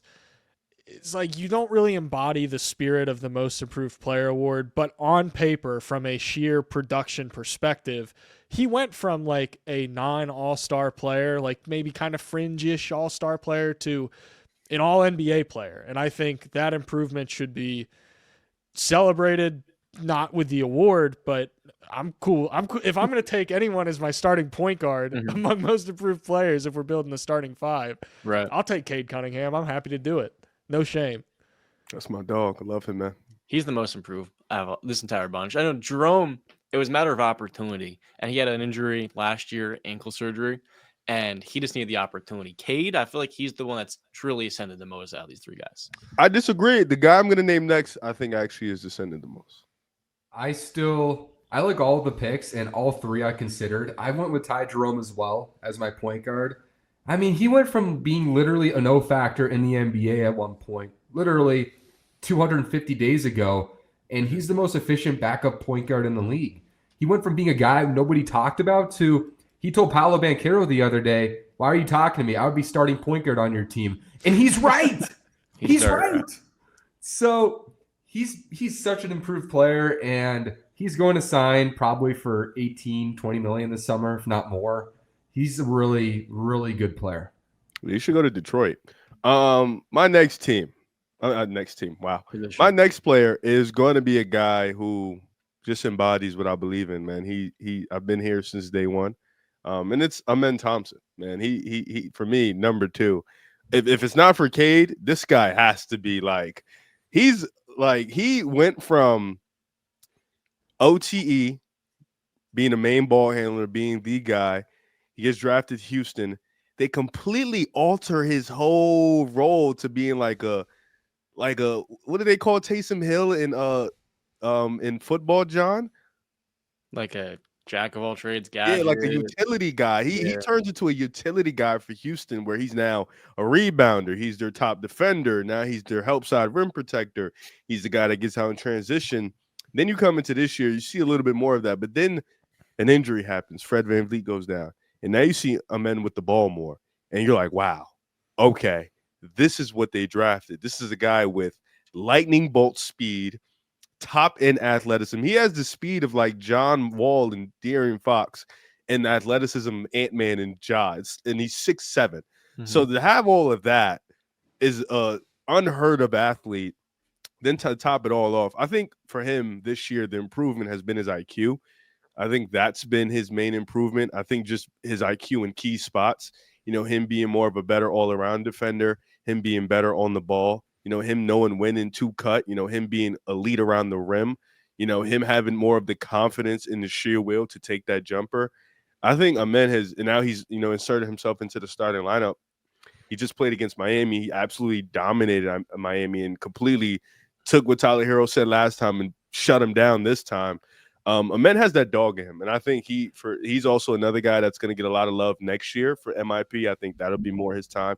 But for me this year, just his ascension has been so fast. His growth has been so fast. He went from, high-end potential all-star, what they're going to see, to him being on an untouchable list. And I think that was an in-season improvement in itself. I like that pick a lot. Now, the Good player question. I'm taking. Oh, Alex is raising his hand. Muffle. I was I'm looking at gonna, different I'm tab, gonna raise that's my on me. hand for you, Riv. Fill in the blank for me, okay? Amen Thompson is the blank best player on the Houston Rockets. He's the best. I He's the agree. best player. I'm with you. I was curious if you'd say it. Some people have been very reluctant to say it. They're like, it's Şengün, it's whoever. To me, it's Amen Thompson. Yeah, I think he's the best player on the Rockets. Listen, I'm not gonna sit here and act like I'm the biggest Şengün fan. I'm not. But I'll say this: Şengün's offensive game, I think, as a passer, he's great. I think he's borderline elite as a passer. Like what he can do and just seeing the open guy hitting cutters. I think that is his game. He's pretty inefficient as a scorer. I think he's inefficient as a poster, mainly as a finisher, and he's small. He's undersized. He's 6'10", doesn't have the athleticism that you would like in a 6'9", 6'10" guy. A little bit flat-footed in a sense, but the effort on defense is there. I think he constantly improves his game. I think Şengün, the difference to me with Şengün and Jalen Green, I can add him to, and Tari, you can honestly add all of them. Tyrese and Jabari Smith, we can add all of them. The difference between them and Amen, there's no ceiling for Amen. We don't know how far he can be. Sean Marion, he can be Andre Karolinko, he can be both. He can be Scottie Pitt. He's so just otherworldly in his ceiling. I think that's the difference that separates him and the other guys. And the improvement in his game has been faster than than we've seen from the other guys. I think he's probably the best defender on his team. I think he's the best transition player on this team. And I think come playoff time, even come in the offseason, they're going to really Houston. They paid Şengün, they paid Jalen Green, but they're secretly in that office this is a men's team. We are building this thing for a men. We're just trying to figure out everything, see how he looks in the playoffs, which I think with him, the shooting is going to suck, but he does so many great things on the court. You're not going to be able to leave him off the floor. That's valid. Now, I have a pick and I think this is the most improved player in the NBA, particularly with Norman Powell no longer being eligible, because he would have been my selection. Christian Brown was somebody that a lot of people this offseason overlooked when the Nuggets let go of and lost Kentavious Caldwell-Pope. And this season, he has been the most efficient perimeter player in the NBA, shooting over 70% at the rim, 39% from three, 46% from mid-range, 66% true shooting. And as a wing, he's playing over 60% of his minutes at the two, nearly 60% from the field.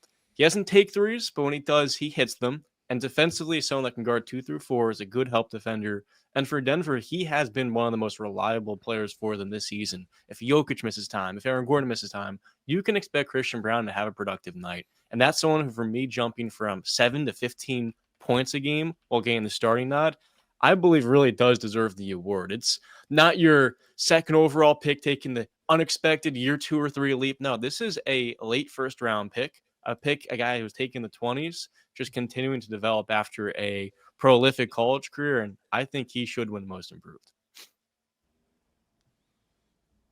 I like that pick. Ooh. Excuse What's my the name? cat That's awesome. jumping up on my desk. Shout out to the cat. Wilson. He's named after the volleyball from Castaway. Oh, That's sweet. awesome. Anyways, I'm going with Trey Murphy. He's injured now. I'm pretty sure he's going to miss the rest of the season. Mhm. He tore his labrum just like John allegedly did. Yeah. So he's been great this year. I've been really impressed with how he's kind of ascended from. He's always had the flashes where it's like, yeah, he can do some driving. He can put the ball on the floor and create for himself in limited situations. But this year it's like, oh no, you can get your own shot and get to your spots pretty consistently. And it helps that he's, 6'8", 210 pounds and a very fluid athlete. It all just works in his favor, and the shooting touch is absurd. I mean, 36% this year, which, you look at that, you're like, oh, that's okay. That's below league average. 36%, who cares? But I think specifically this year, it's a byproduct of the offensive burden that he's been shouldering, having to create a lot more for himself, probably seeing more aggressive defensive coverages, being schemed more heavily against opposing teams, or have him at the top of the scouting report for a lot of the season with Zion out. But he's still been able to get his game off, and that's what's really impressed me. And it's not just the scoring; it's the fact that he can do a little bit of facilitation. Not anything crazy, but you give him a couple pick and roll opportunities per game, and he's going to find the open man, and he's going to demand a little bit more a little extra defensive attention now, just by nature of being such a talented scorer, and that scoring ability being something that defenses are much more conscious of now. He's not going to win it because I don't think he's going to play enough games, and I honestly don't think I'd have him winning it, but he's been fantastic this year and has become the player that I hoped he would become. I have a question. My friend asked me this the other day, and it had me thinking, what is actually skill set wise the big difference between Trey Murphy and Brandon Miller right now? Trey Murphy's better. Yeah, just like I'd say Trey Murphy's definitely better. Yeah. Well, also I think Trey Murphy's a much better athlete than Brandon Miller and deals with physicality a lot better. That's one of my biggest gripes with Brandon Miller is that dude. Mm-hmm. He's not necessarily scared to go to the rim, but he's scared to touch anybody when he's going to the rim. And it's like, dog, you're 6'10". He's not 6 foot. He's 6'9", 6'10", and you move like prime Paul George. Like, please get a little bit stronger and just a little bit better at finishing because he's an awful finisher. But yeah, I agree. Trey Murphy's definitely better, and probably I think if Brandon Miller becomes what Trey Murphy is now, that's a home run for Brandon. I think Brandon Miller should be totally pleased with that, and the Hornets should be totally pleased with that. Yeah, I think for me it's the fluid shooting. I think Trey Murphy's a much better fluid shooter, just in terms of his rhythm, how he gets it off, the form. Like it just looks. Oh my God, Trey Murphy has probably one of the best forms in the league. But the way he can get to it is so fast, like catch and shoot. He's already in his motion. Even when he take off the pull up, he's in his motion. I think with Brandon Miller, everything kind of looks practice. I think if that sounds right. With Trey, it looks natural. Like everything looks natural right now. And Brandon, he's young. I don't think he's that much younger than Trey Murphy though. If I'm not mistaken, maybe I could be wrong. Trey Murphy's 24. Brandon Miller should be like 21, 22. Yeah, because Brandon Miller came in the NBA like turning 21. Yeah. So yeah, they're not all far off in ages. And Trey Murphy, it's funny because Trey Murphy came out. He was just supposed to be a 3-and-D guy. And now he's completely like upped his game. Brandon Miller was supposed to be that guy. Yeah, it's just tough to kind of like get better in Charlotte, Would you take Trey Murphy over Brandon Miller if you're building a team for 5-10 years? Yeah, you take a more sure thing. I think Brandon Miller, you could say that his ceiling's, higher. I'm not necessarily sure. I'm not smart enough of a prospect guy to agree or disagree with that, but I think what Trey Murphy has proven already makes him a bit more valuable from a team building perspective, just because of there's less unknown. There's much less unknown. Yeah, that's a tough question because like when are you asking me? Because when they both came out, I remember Trey Murphy coming out, didn't have playmaking chops. The ball handling was suspect. Was just a really, really good shooter while being a really pesky defender. Long arms. Good wingspan. With Brandon Miller, you saw a lot of that at Alabama. You saw the fact that he was able to take over games. He had the ball in his hands. But now we're like 2 years removed, and you're getting a completely different transcended Trey Murphy. And is that because of situation or, teams, people getting hurt? For sure. But with B. Miller, you haven't seen, and it's unfortunate because there's also injuries that's hampered him and the situation in Charlotte, but you haven't seen that same progression as you've seen from Trey Murphy, which Trey Murphy has been here a little longer. So I'd probably take Trey. Yeah, and especially with now that I'm 100% sure the age gap isn't crazy.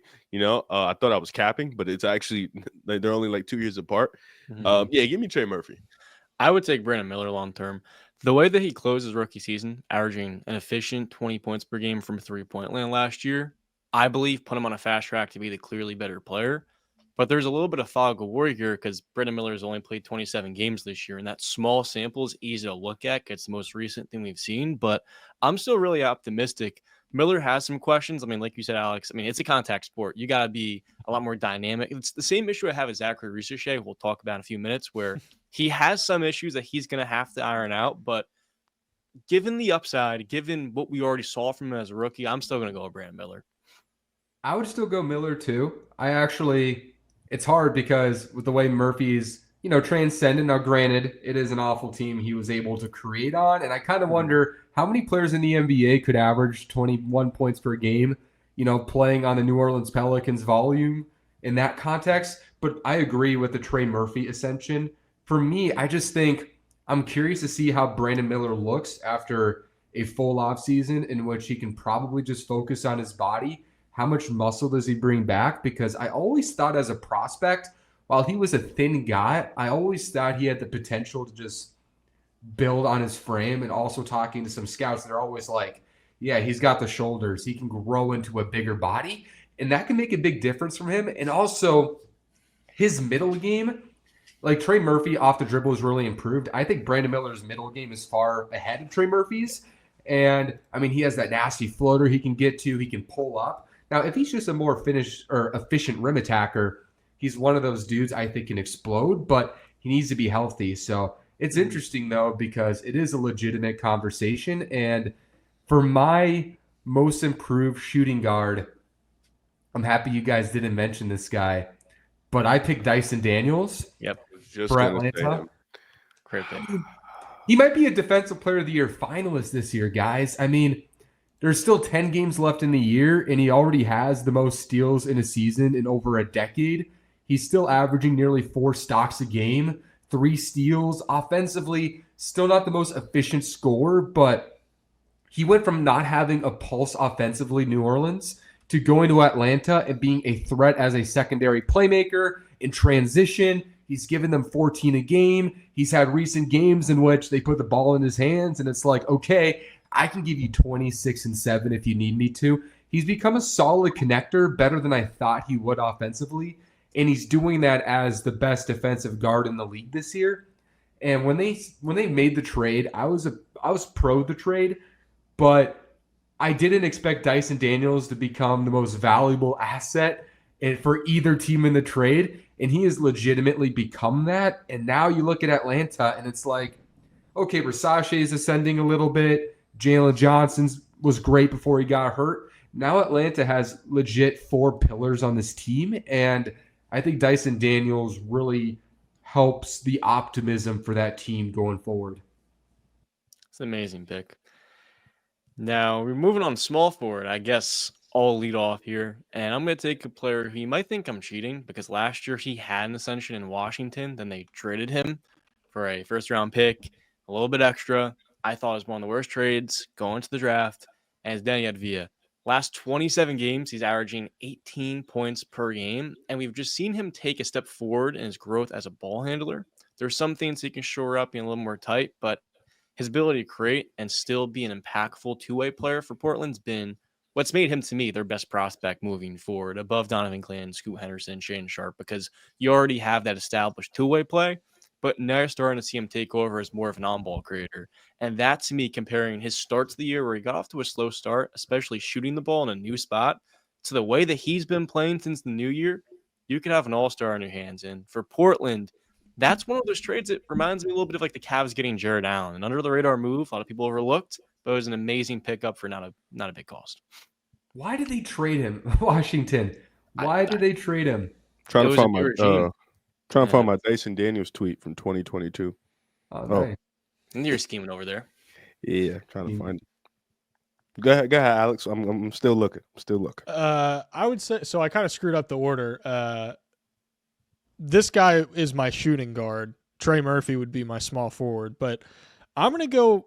This is kind of maybe a cop out pick. Some people might have a problem with it, just because of like, oh, you're a third year player, you're supposed to consistently improve. But Jalen Williams, and the offensive improvement has been fine. Like, yeah, he's shouldered a heavier offensive load. He's taken up when Shea's been out.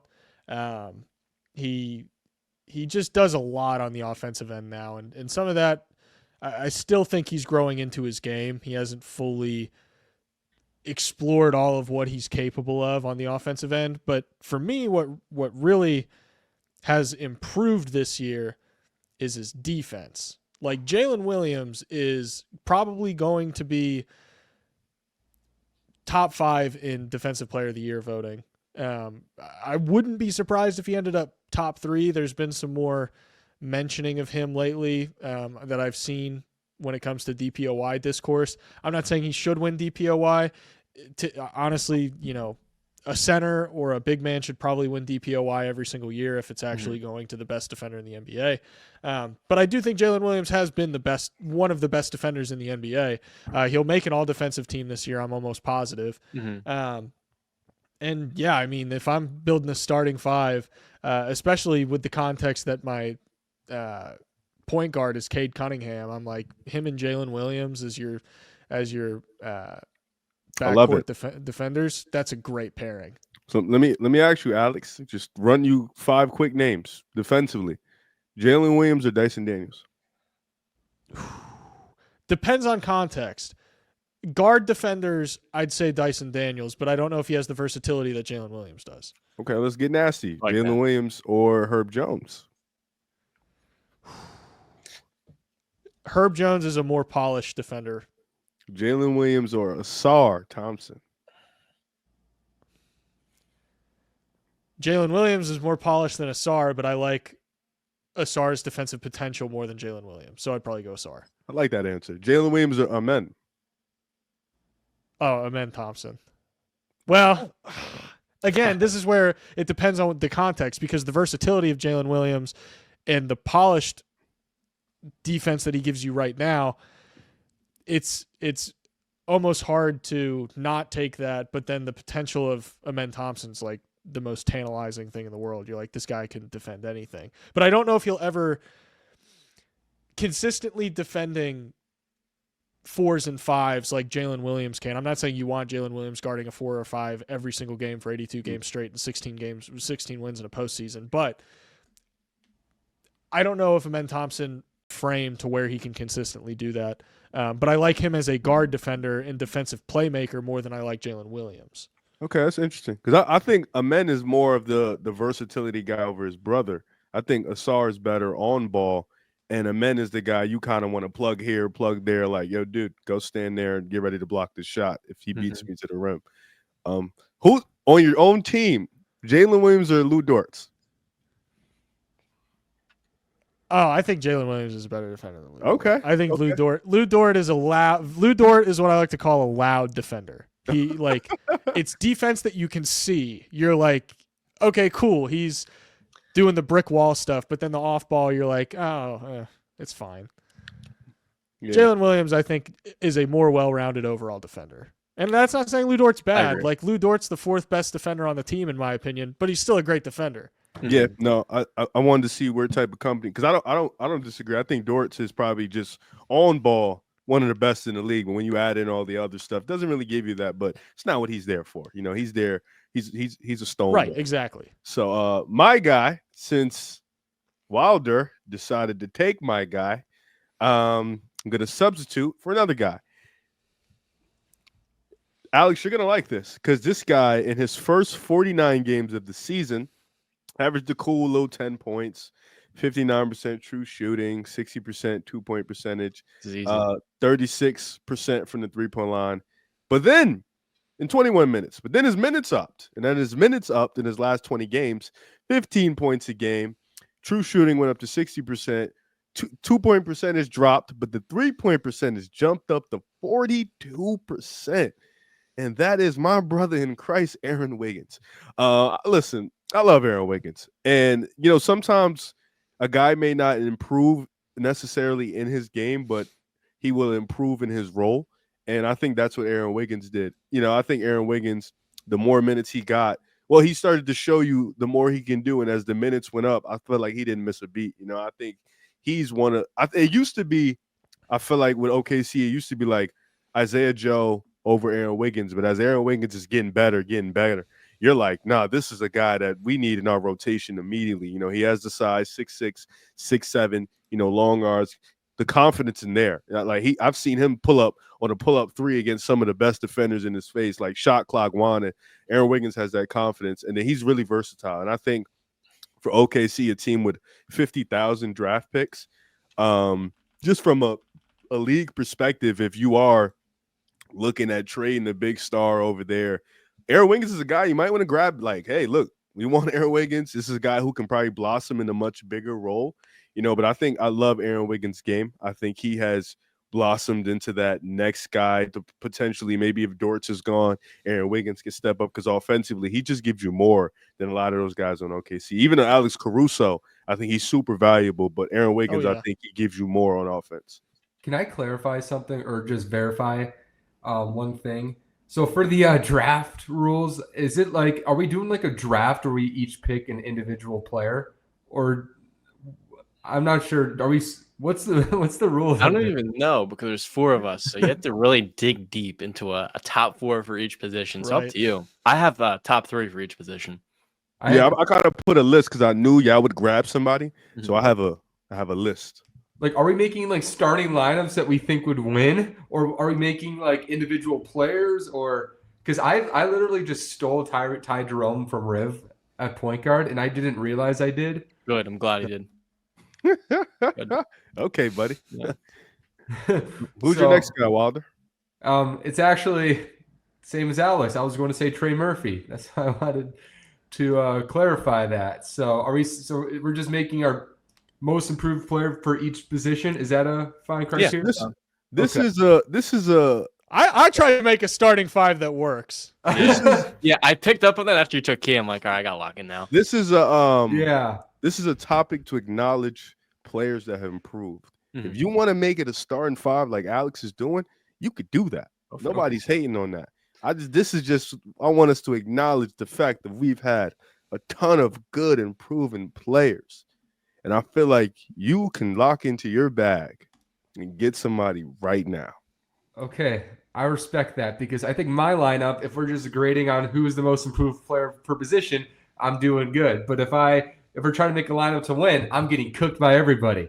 So that's the problem here. I'm like, what game am I trying to win? So, okay, yeah, but going back to my small forward, because I'm just going to take everybody else's, I guess. I'm taking Trey Murphy as well. And Alex added a lot to the points of the on-ball creation, the overall, obviously when you compare him to Brandon Miller, the rim pressure advantage that Trey Murphy brings to the table.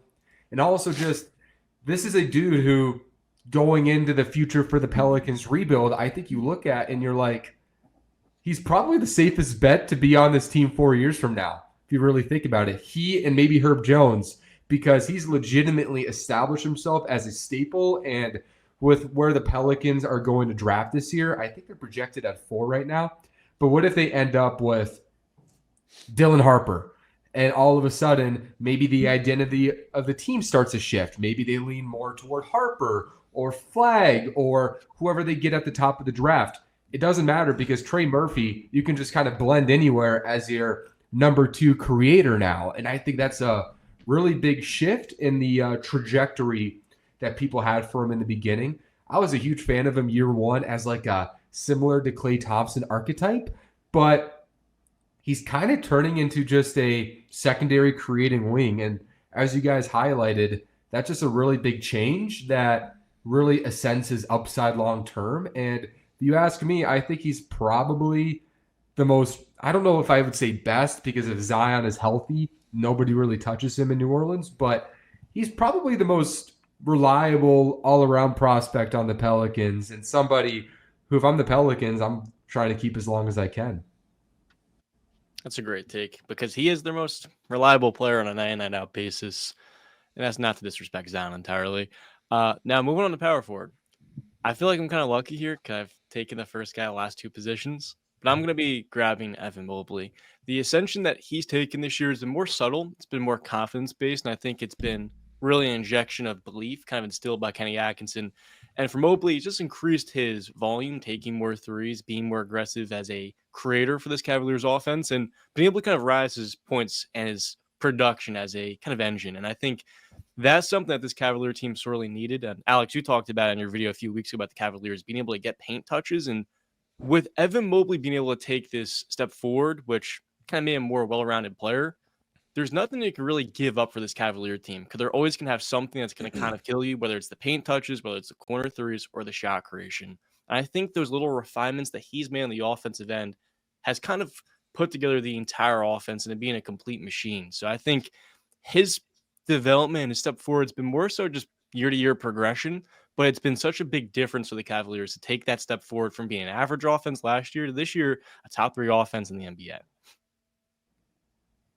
Well, that's a good pick, John. That's a good Thank pick. you. I don't hate that at all. I was gonna pick Evan Mobley as my power forward, but I'm not going to, just for the sake of being different. I'm gonna go with Jalen Johnson, and he only played bastard. I knew someone was gonna pick him.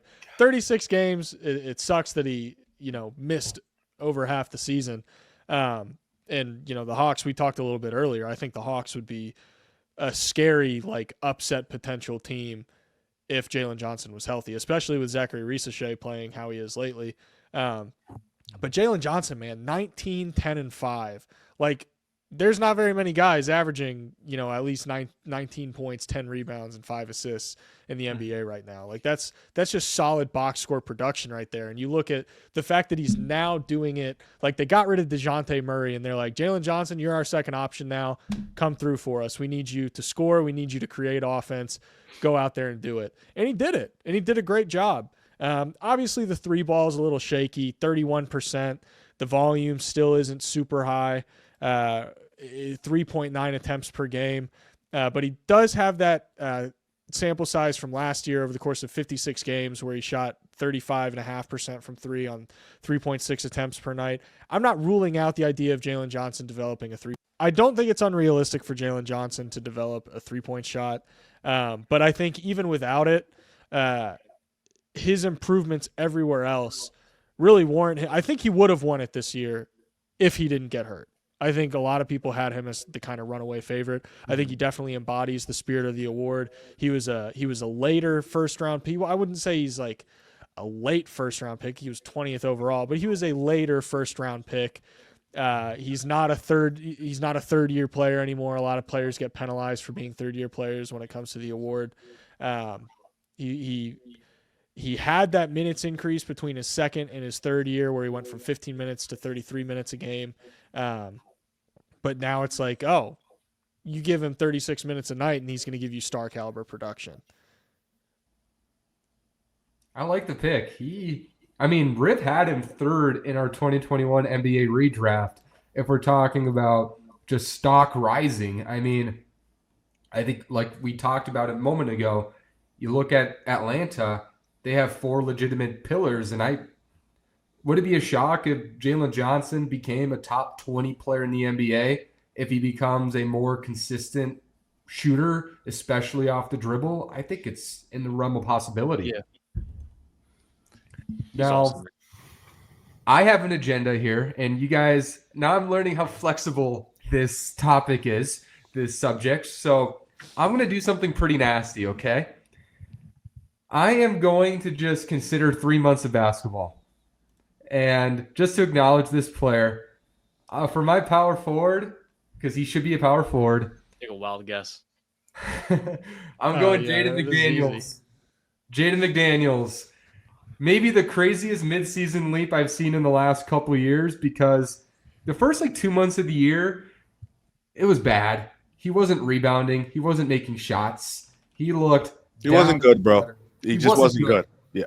Wasn't good. He asked his head to the bench. But the moment the team started getting a little hurt and they had to change his role, they kind of discovered they've been playing Jaden McDaniels the wrong position for almost his entire career since his rookie year. In 2025, he's given you over 15 points, nearly 8 rebounds, 3 assists, 3 stocks, 52% from the field, 37 from 3, 87 on the line. I mean, the efficiencies leap. And then if you bring that down to February, he's given you nearly 18 a game, right? So Jaden McDaniels, my thing is usually players don't improve that drastically mid-season unless there is a positional change. But I think because Minnesota decided, okay, we're going to have Jaden more, we're going to use him more like a big. We're going to involve him more in screens, put him in the dunker spot, let him attack closeouts off the dribble more consistently. Stop just shooting corner threes and guarding guards. We're going to have you defensively rotate more consistently. We can throw Jalen Clark or Anthony Edwards out on you as like the guard defenders at times, and you can roam, protect the rim. He's showcasing the versatility he's always had, but has always been restricted. I think the biggest loser of the Rudy Gobert trade 2 years ago was Jaden McDaniels because he was more forced to play a role that he just simply stunk at. Like having him shoot corner threes and guard perimeter defenders, like he can do that. He made all defense guarding the perimeter. But Jaden's versatility is found, playing within more 18 feet on both sides of the floor. And now he's rebounding consistently. I think Jaden McDaniels, his stock is all the way back. And I'm glad I can bring this agenda. But it's honestly just like a mid-season most improved player because the start of the year was rough. Yeah, I'll rattle off my last two guys. Malik Beasley, man. Malik Beasley. It's not for more Good pull. him improving anything, because I feel like he's still the same guy. It's just changing the narrative, improving the narrative, I'd say, about who you are. You're coming into Detroit, you're kind of on a minimum. The contract isn't crazy. I think it's like a 1 year or something like that. And Detroit's kind of getting bashed for their offseason, like, oh, you brought in Malik Beasley, Tim Hardaway Jr., like Quentin Grimes. Losing Quentin Grimes is still an L for them. I don't care what nobody says. Yeah, but Malik Beasley has been kind of their saving grace this year. Just been an elite shooter from everywhere, especially the three-point line. Has given Cade kind of that confidence of like, all right, I know I got a guy on this floor that can make a jumper. I know I have a guy. They're not putting Asar Thompson in the corner anymore like Monty Williams did. We actually have competent shooting, and Malik Beasley, he's been a part of that. He's been in some games where he's really completely like, I remember that Boston game in Detroit.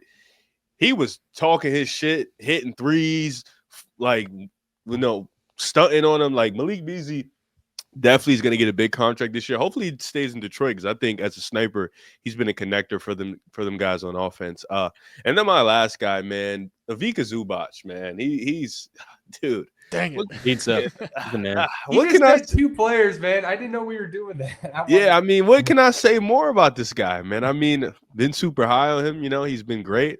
He's been great, and the Clippers needed it too. Losing Paul George, Norman Powell said, less is more. Norman Powell's been great, but especially with Kawhi missing the early part of the year, you kind of needed somebody to be that. And James Harden and Zubac has been one of the best guard big man duos in basketball this season, specifically in the pick and roll. And then of course Zubac in the post has always been underrated, but now he's getting more opportunity because of his confidence. And he has a post game. Like it's legit. Like it's no slouch. He's big, he's strong.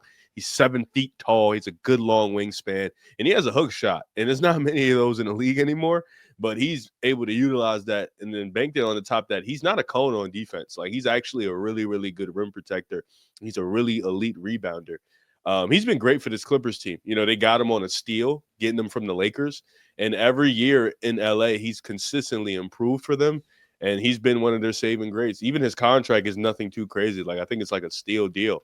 Like Zubac has been one of the 7-8 best big men in the league. And I think that is a huge, huge, huge confidence boost for this Clippers team going to the playoffs. Shout out to Harden too, because he's helped immensely in Zubac's growth. 30 there now and 13 shots. Zubac is why they win a playoff series, but it's Harden playing as well as he has too. We haven't talked about that enough. He's been amazing. It's just like we know him in the playoffs, man. Yeah, it's out. Now, my center spot's going to be one that I think is really under the radar because this guy's playing 11 minutes a game, but he has been awesome in these 11 minutes. That's Jay Huff in Memphis. This is one of the deepest front courts in the NBA. For 36 minutes, he's averaging 21 points a game, and his efficiency this year, 80% at the rim, 40% from three. He's taken a lot. I mean, per 36, he's gained up 10 and making 42%. And for him to step up, I mean, he was in the Nuggets last year. If he would have gotten this opportunity in Denver behind Jokic, you know how much it would help to have him behind Nikola. Anyways, we have DeAndre Jordan, Zeke Naji. He's been awesome for Memphis in every opportunity. And when you look at kind of quality backup bigs, he's at the top of the list offensively because he's someone that we saw in Summer League 2 years ago playing with Damon Thompson, a quality lob threat, the vertical spacing, and he can really open up the floor in a lot of different lineups. Good sneaky pick. My pick, I was gonna get real weird with it, but I'll take, I guess, a safer, less crazy option.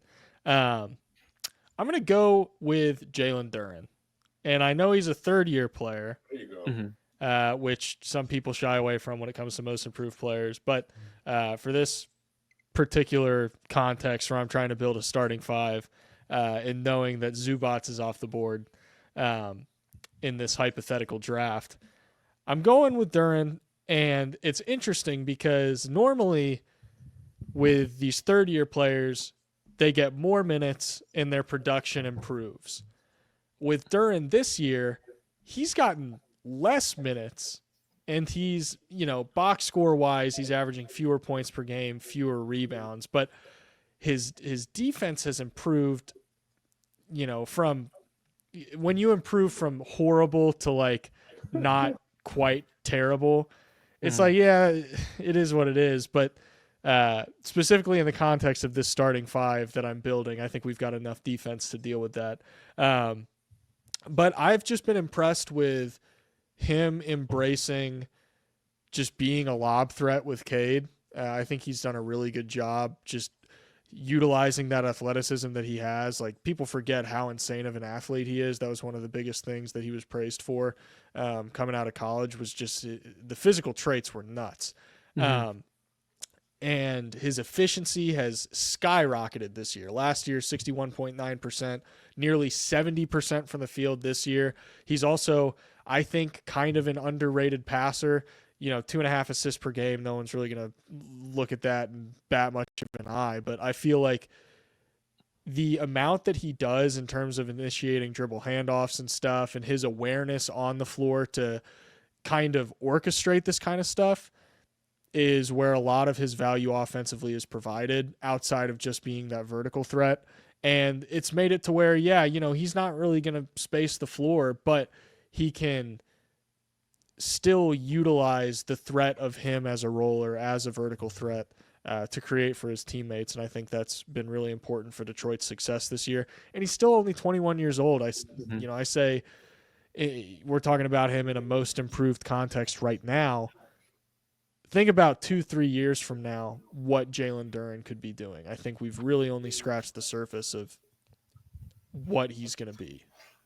I love that pick, and I totally agree. When you look at the physical profile on the surface, you would think he would have been a good defender right away, because he's built like a young Dwight Howard. That's his closest physical comp. But the fact that he's trending in this direction and he can be a starting center on a top 10 defense, that is such a big step in the right direction compared to where, honestly, everything in Detroit was last year. And next to Cade Cunningham, I think those two long-term are going to have one of the most fun guard big pairings in the league, with Cade's creativity and Jalen Duren's explosion. And he's, like you said, he has some, playmaking chops that I think are somewhat untapped, especially on the high block, I think. And I think it's a good pick. And I was going to pick Zubac, but I thought about it a little bit because I don't want to get lazy with it. And I'm going to mention Onyeka Okongwu in Atlanta. Pull. Solid. Okongwu offensively this season has been much better than I honestly ever expected him to become. Obviously, we knew ever since he was so young the hyper quickness, the versatility defensively, but he's become Atlanta's clear best big, the clear best, I would say, offensive threat as a roller, as somebody who can once in a while pull up from mid-range a little bit, just really good feel for the game. And similar to Duren, you probably won't squint an eye on the 2.3 assists a game this year, but that's double his career average. And he's starting to just become this big who maybe won't ever be this hyper, like 10-dimensional offensive big, but he's going to be a lob threat. He's going to do some things in the block occasionally, hit a mid-range shot, get the right guy open. And I think he's kind of, as long as he's healthy, and this year he's played 63 games, he's going to be somebody who can be a staple potentially as that starting center in Atlanta. And I felt like this year was kind of the turning point on, is Onyeka Okongwu going to be just a really fun energy big off the bench long term, or can he legitimately be a center long term? And I think that's partially why Clint Capella, the corpse of Clint Capella has just kind of been floating on this Atlanta Hawks roster for the last few years. But I think now that gives them an answer. And I think he's just such a fun fit in Atlanta with just all of these 6'8", 6'9", 6'10", big/wings with awesome just quickness and athleticism. Atlanta has a really good identity going forward, and I think Okongwu is going to be a bigger staple to that than I was initially projecting this year. I like that. I was thinking about that last night when G-Wagon and the Hawks hung up a million threes and got a very nice victory. Now, we're going to kind of parlay that into the next topic, our top 5 rookie rankings. I'll let James start. I'm kind of curious. I wonder who your number 1 is specifically. Oh, duh, it's Rob Dillingham. No, it's not. You Okay. wish. I wish. Man, it's actually Jalen We Clark. could just do a round table and talk about it afterwards if you guys want. Okay. So this was actually really hard for me because there's some rookies who have really trended up recently who've thrown themselves in this conversation, whereas my initial rookie of the year has really fallen off the last couple weeks. But I just went Stephon Castle as my rookie of the year. Nothing too bold. He was my number 1 prospect in the 2024 draft, and we're starting to see, obviously with opportunity, just obviously this defensive-minded guard who is growing confidence-wise off the dribble, somebody who can get to the rim at will. He dropped a career-high 14 assists the other day, and we're just seeing a guy who now it's not like a shock when he drops 25 points and 7 assists. That's becoming more frequent, and this is a guy a lot of people thought would be this defensive guard, maybe can add a little bit offensively, but I truly believe Stephon Castle at minimum could be a really good number 3 offensively with what he brings defensively. The efficiency is not sexy right now. That needs to get better, but I think long-term that's going to address itself because I think he's going to be a guy who's going to generate free throws and rim pressure at a really high rate. So Stephon Castle, rookie of the year, best prospect in this draft. Yeah, Castle is one, man. Last 25 games, 18 points a game, 4 assists, 4 rebounds. True shooting, not the brightest, but he's a rookie. So who really cares about efficiency when it comes to rookies? Stephon Castle, he's number 1 for me. And I think there's a couple guys that we're going to talk about that's kind of been in the same, tier. But in terms of Stephon Castle, defensively, he's there. His IQ's there. He just knows where to be. He knows the right place to be at all times. And I think that comes from that Dan Hurley UConn tree where he just played like that in college and he was a winning player. And, he kind of brought that to the Spurs. It's hard to really, look at the Spurs and think, damn, Castle. I don't want to say because, Fox went down, Wemby went down. So kind of thrusted him up, but I felt like when he started, he played great with those guys too. It's just a matter of him starting or not. But Castle's one for me. It sucked that Fox and Wemby went down because I thought they were really on to something. That's valid. Outside 3-point shooting, he's really had an ideal rookie season, given where San Antonio was able to get him in the draft, because the 2-point shooting and the ability to get to the rim is there. He's finishing around 64%, which for a rookie guard is fine. He can definitely improve and build off of that with the way he's able to get to the cup. And then the playmaking as of late, too, with De'Aaron Fox at the lineup, I feel like you could see the lineage of Chris Paul mentoring young guards starting to rub off in a very important part of this season. So he's going to be my rookie of the year as well. And I think it's honestly a runaway given Jared McCain's injury. I also have Stephon Castle. Since January 1st, 16.7 points per game, 45% from the field. Yeah, 3-point shooting, not great. But 3.7 assists, and I like what you said about having Chris Paul as a mentor, because we've seen what Chris Paul did for a little guy named Shea Gilgeous-Alexander. And I'm not saying that Stephon Castle is going to be Shea or anything like that, and I'm not even trying to necessarily compare their games, but there is a lot to be said for a young guard being able to learn under Chris Paul, that I think will pay dividends for him long term. And yeah, I think he's probably going to win Rookie of the Year, and rightfully so. Absolutely. Now, I want to kind of jump into the 2 through 5 because for me, I feel like so many of them are so close. We're splitting hairs. Number 2 for me, I'm going to go with, this is still tough. Like I'm still debating it. I'm going to go with Jalen Wells. It's been a tale of two halves for him this season. And my guy number 3 is Zachary Reese-Shea, where Reese-Shea, as of late, has been taking his games to that level where he's hitting his threes at a 45% clip in the last 24 games. Whereas Wells has come back down to earth. But I think those two wings have had a lot of responsibility. Wells at a point, the Grizzlies' primary point of attack defender. He's giving you 11 a game on fair efficiency. So he's going to be 2 for me. Reese-Shea at 3. Number 4, I have Kel'el Ware. Then number 5, I have Zach Edey. Okay.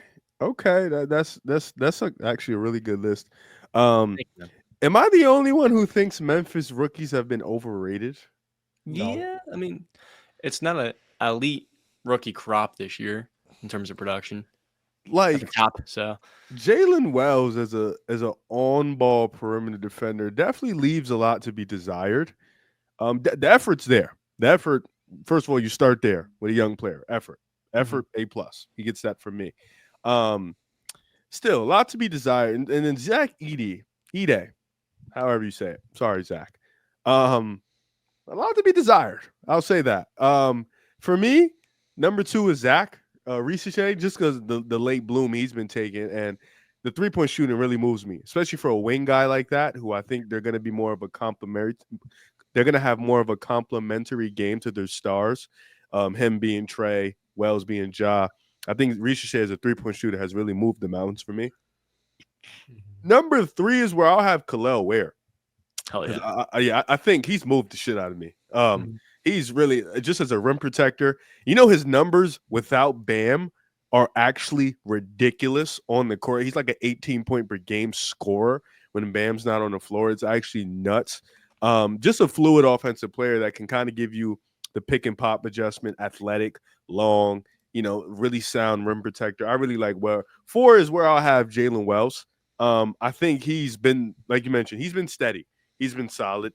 I think the responsibility that he's got because of, Vince Williams missing the beginning of the year, Gigi Jackson, him being that on-ball defender, that's a lot on your plate as a rookie. So it's not even a slight to say I think he leaves a lot to be desired. It's a work in progress. And number 5 for me, I was torn between Sar, Klingon, and Edey. I'm so sorry, Zach. I was torn because I think Klingon in his minutes, I think he's been better than Zach. Honestly, I think Zach just gets more minutes. Yeah, but I think Klingon definitely he gives you more rim protection. I think he gives you more fluidity as a passer, especially as a connector. I think Zach leaves a lot to be desired, especially in his post-ups and in drop. I think on the boards, he's not the greatest on the board. I think Klingon is a better rebounder, but Klingon doesn't get the minutes. And then Sar, he's had an up and down offensive season, but defensively, I think he's also better than Zach. So the 5th spot, I think I'll give it to Klingon. I think I'll sit with Klingon on this one. I think Klingon, even though it's not the same amount of minutes, in his minutes, I've been more impressed. What do you think? I like that a lot. I think that's a better list than mine, Riff. Oh, thanks, man. I appreciate that. Yeah. My picks are some of these you guys are potentially gonna raise eyebrows at. Here we go. Good. But when I was putting together my thoughts for top 5 rookies, I don't really care what rookies do October through December, because most rookies are not going to come out of the gate looking like good basketball players unless they're like a number 1, number 2, number 3 overall pick. And some of these guys are, but obviously this draft class was unusual. There was not super high-end talent really that we're used to seeing. And so with this rookie class, I wanted to see, not only guys who have produced throughout the entire year, but a lot of guys have hit their stride. And so I looked at the best rookies kind of since January 1st. We use that turn of the calendar year to get a gauge for a lot of teams, a lot of players. And I liked using that for rookies specifically because most rookies start out slow. So we already said Castle number 1. 2 and 3, I'm going to say Risache is probably 2 for me. I think it's hard to overstate how efficient he's been. Like 50, 40, 75% free throw shooting is, but that was actually a concern for Risache coming into the NBA was his free throw shooting was pretty underwhelming. So the fact that he's 75% since the turn of the calendar year, I'm like, oh, that's a pretty promising sign. I love how he's embraced his off-ball role outside of just being a spot-up guy. Like the timing of the 45 cuts, the backdoor cuts, all that stuff is like just money next to Trey Young. And he really seems to know what his role is. And he's like, yeah, I'm going to be a spot-up guy.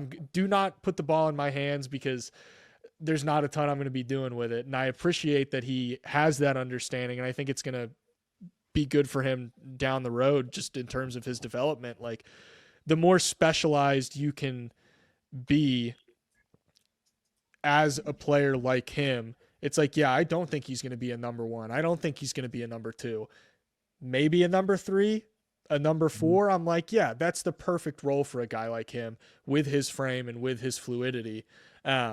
So I really have been a fan of his improvement.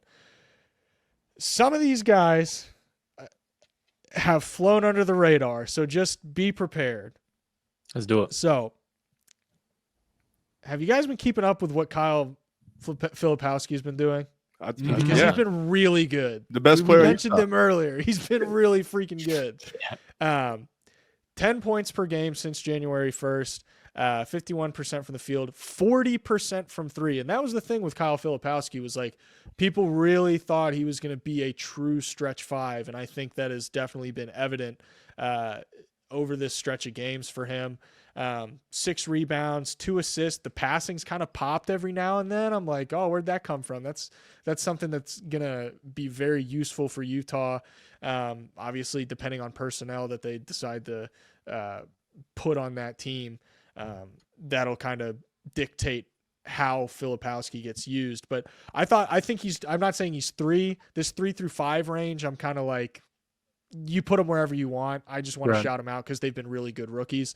Jalen Wells, I think, he's done enough over the course of he was one of the few rookies that was immediately good. And I think that deserves credit, especially on a team that is actually, competent. We're not talking about a guy on a team that sucks. We're talking about a guy on a team that wants to win a championship this year. Modest Buzelis has been missed him. I think he might be the most fun rookie to watch. He might be the best in the NBA right now, and he might be the best. I think 5 years from now, we are potentially looking back on this draft and we're like, yeah, he's the best player from this draft class. Like he's one of the few guys who I see him play and I'm like, you could be a star. I see it. And I think a lot of these guys you can't say that for. And then the last guy I want to shout out, because again, he was one of the few rookies who was good out of the gate and has been good consistently over the course of the entire year. Vis Misi has been consistently good. And I really wish I really wish the Pelicans were a better team this year because I think he's a center that makes sense for most teams. And he can just do the bruising stuff. He can do the backdoor cuts. He can do the camp him in the dunker spot. He can do the rim running, all of it. I'm just like, yeah. And he's a good defender relative, he's overburdened right now defensively and he's a rookie. So there's a lot of rookie mistakes that are made, but I just really like him. I like him long-term for the Pelicans next to Zion. I don't know about that, but we'll see. But he's a good player, and I got to respect his game. Just for being a good rim runner on a bad team is hard, but he's been a good one. I love the Filipowski pick. I'm going to say that right now. He has been like you kind of said, been top 3 rookie the last 2 months. Right there. I love all the shout outs that Alex gave, and I'm so happy there's one name he didn't shout out that I'll mention, unless I completely missed it, because I may have. So, top 5, I agree with Riv in the top 3. We mentioned it. Castle, Rasace, Ware. Rasace, as you guys all mentioned, just the efficiency has really popped ever since he's been fully integrated. You know, people don't really talk about Rasace contributing to winning basketball like Jalen Wells, but he really has. I mean, Atlanta, I think, is going to make the playoffs despite not having Jalen Johnson. And Rasace, in his last 24 games, you mentioned 45% from 3, 44 post All-Star break, John. And he feels like, I don't know, I think if everything goes right for him, he could be a better defensive MPJ. Like, if everything goes right for him. And that would be an excellent tertiary player. And Kel'el Ware, I don't understand how the league let that guy fall to 15.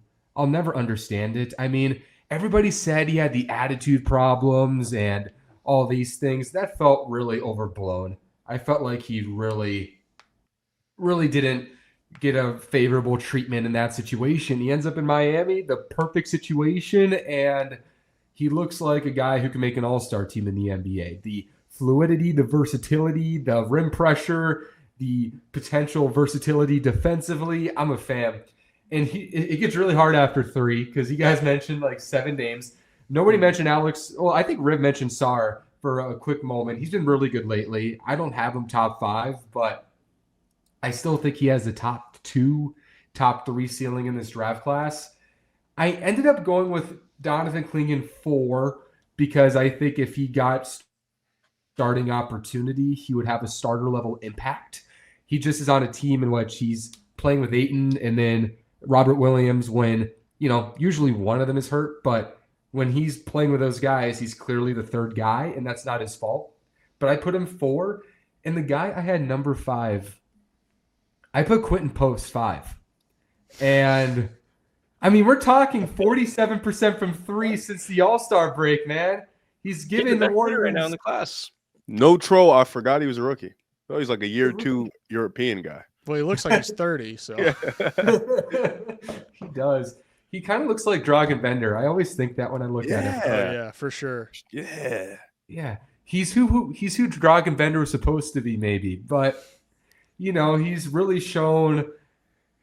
I didn't know how he would translate to the NBA game in college because his reputation was kind of slow-footed, skilled, but is he athletic enough? But the Warriors just have him stretch out, and they're just like, shoot, and do some of the fun guard things you can do once in a while. And he's just been, ever since he's gotten that consistent opportunity, the Warriors can't pull him out of the rotation. And they have a lot of these big options they like to go to. And Steve Kerr isn't usually a guy who's going to give a rookie real opportunity, but he's kind of forced himself with the shooting. You can't take him out of the rotation, and he might be the best shooting big in the league. I mean, he needs a few years to kind of prove that with sample, but you can't ignore the efficiency and the volume. And despite his limitations being a staple on a team that might be a contender, I just thought I'm going to give him the shout out at the 5. But with Jalen Wells' play, I get it. Like, they let him play right away as a 3-and-D wing, and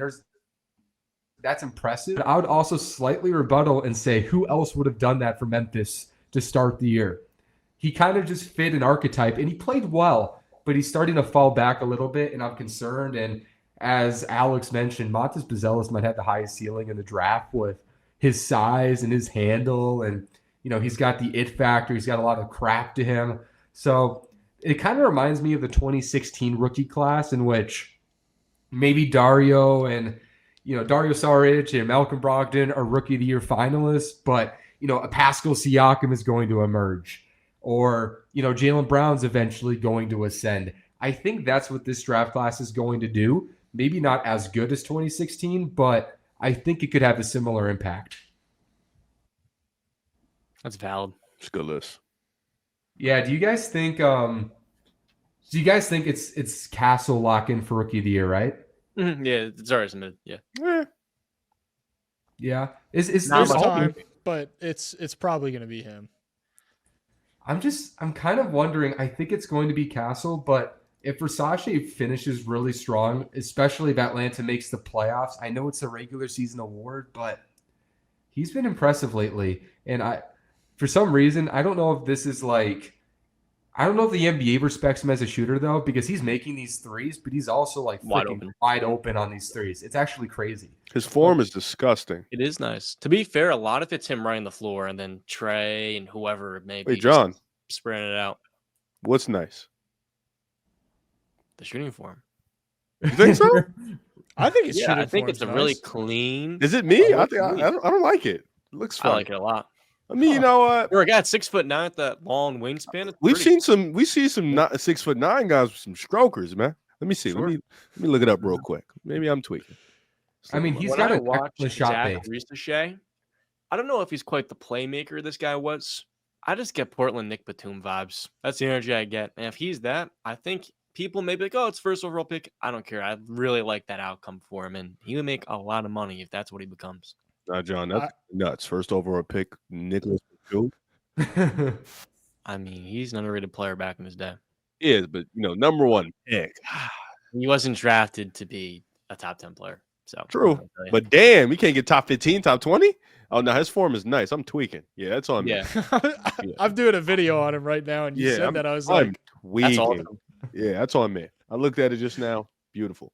He can also hit no-dip threes really well. Yeah. Oh, that was like the number one thing I loved about him as a prospect, the no-dip threes. I'm a sucker for. That's the thing about Batum. You don't need to bend that thing down. Oh, it's perfect. I hate it when players kind of like catch it and they pull it down and they wait a second. They think about it. Is my foot on the line? And they just clank it. It's like my biggest pet peeve in the NBA.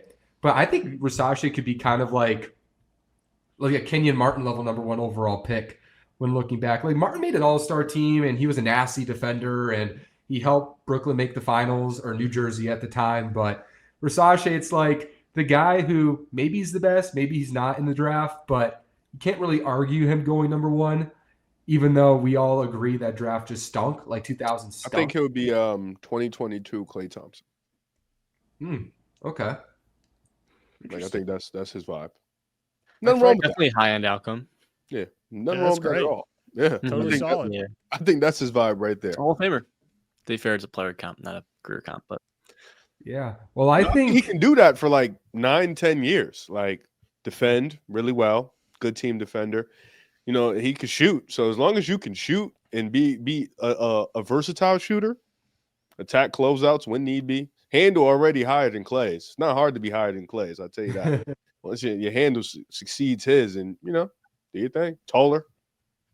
Another thing. Yeah, his handle is not great, but it's like it's not putrid. Like, if he takes one or two dribbles, I'm living with it. But yeah, anything more than that, it's like, all right, man, give it up. It's like marketing. Yeah, he's fine. It's like a marketing sort of handle. Yeah, exactly. Cool. You can work on. Too great. Don't get ahead of yourself. Sometimes he goes to the rim, he has no plan at all. It's like because I think for the next player. Some of these guys, they be dribbling, but they're not fast enough. So when you're not fast enough, you can't dribble faster than how you like. That's a men's problem. He moves faster than how he can dribble. So that's why sometimes you see him lose the ball and stuff when he tries to do a move. And it's like Riche, he's like, yo, dude, you're slow. And like the move is just like, nah, this is not, pass that ball or shoot it. But please don't do what you're gonna do. He's funny because he knows he's a role player too, though. I rarely ever see him try to over dribble or overextend himself.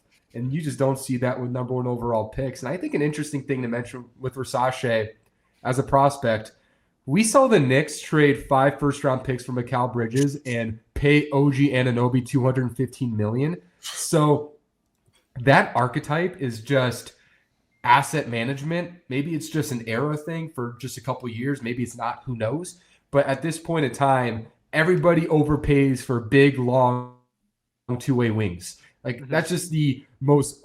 It's the most coveted archetype. Jaden McDaniels. Yep, I'll give him a max tomorrow. But we know you would. Oh yeah, don't make me run the Timberwolves. I would be a good Jaden McDaniels agent, though. That's for sure.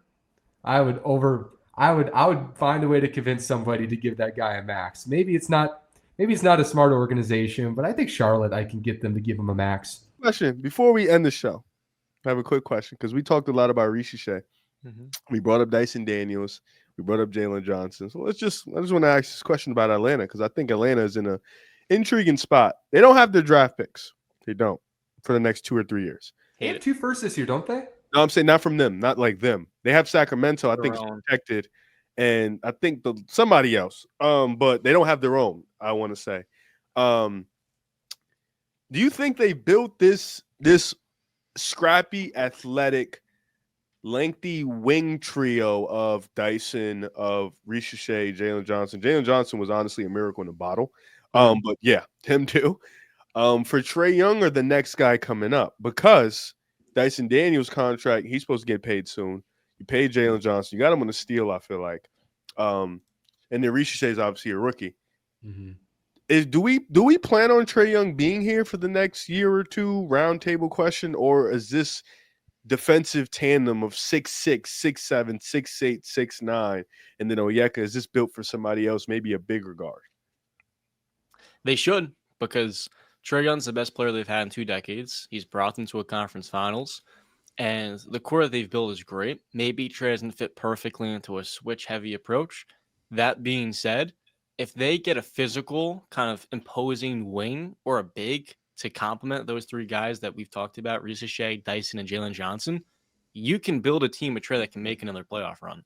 And trading him at this point in time would maximize his trade value, but if he wants to stay in Atlanta, they should do everything to maximize the team to go on another playoff run. So I would say they should keep him. I think the fact that you're even asking the question is kind of like the point of why they're doing it, is they have the flexibility where they can keep Trey if they want to, or if they wanted to go a different direction, they have that available to them as well, where it's like, yeah, this team fits pretty much with whoever you put at like the head of it all. Mm-hmm. And so if the right opportunity came along where it was like, yeah, we can move off of Trey and set ourselves up with somebody else, they don't have to. It's not like they have to get rid of all these guys to make that happen to accommodate some new star centerpiece of that team. It's like, no, this team's good enough with whoever you put there. I just want to say that I'm glad we've had Alex on the show for 2.5 hours because I'm clearly getting smarter at basketball, because I would have said the exact same thing. So thank you for being on the show, Alex. And I like what Alex highlighted. It gives you the ultimate flexibility, right? Like you can rebuild around a ton of big rangy wings. In the modern NBA, that's not a bad starting point. But also Trey Young, the best world for a small playmaking guard, is just surrounding him with these oversized play finishers who can defend and space the floor and make connective reads. And that's what they have right now with Versace, Dyson Daniels, Jalen Johnson, and even Okongwu to a lower extent at the 5. I mean, that's a really good formula for Trey Young. And look, Trey Young, it's always going to be a question. Is he ever going to be efficient enough as a creator to really justify truly building around him? Because he's never going to be a super efficient scorer in the NBA. So, I mean, this year shooting 40%, which is about as bad as it'll get for him. It'll get better. But obviously, like if they had Luka Doncic at point guard instead of Trey Young, if we do the 2018 hindsight thing, I mean, this type of roster around that archetype of player in the East. Perfect. In the East, yeah. Like in the East as well. So, like, it fits Trey Young. If you're building around Trey Young, I think this is as good as it can be in terms of just complementary players. But also, if they wanted to move off Trey Young, there's enough, trust in those type of players where maybe if you make the right Trey Young trade or you get your picks back or whatnot, there's still good optionalities. So, yeah, I think the flexibility is the big point.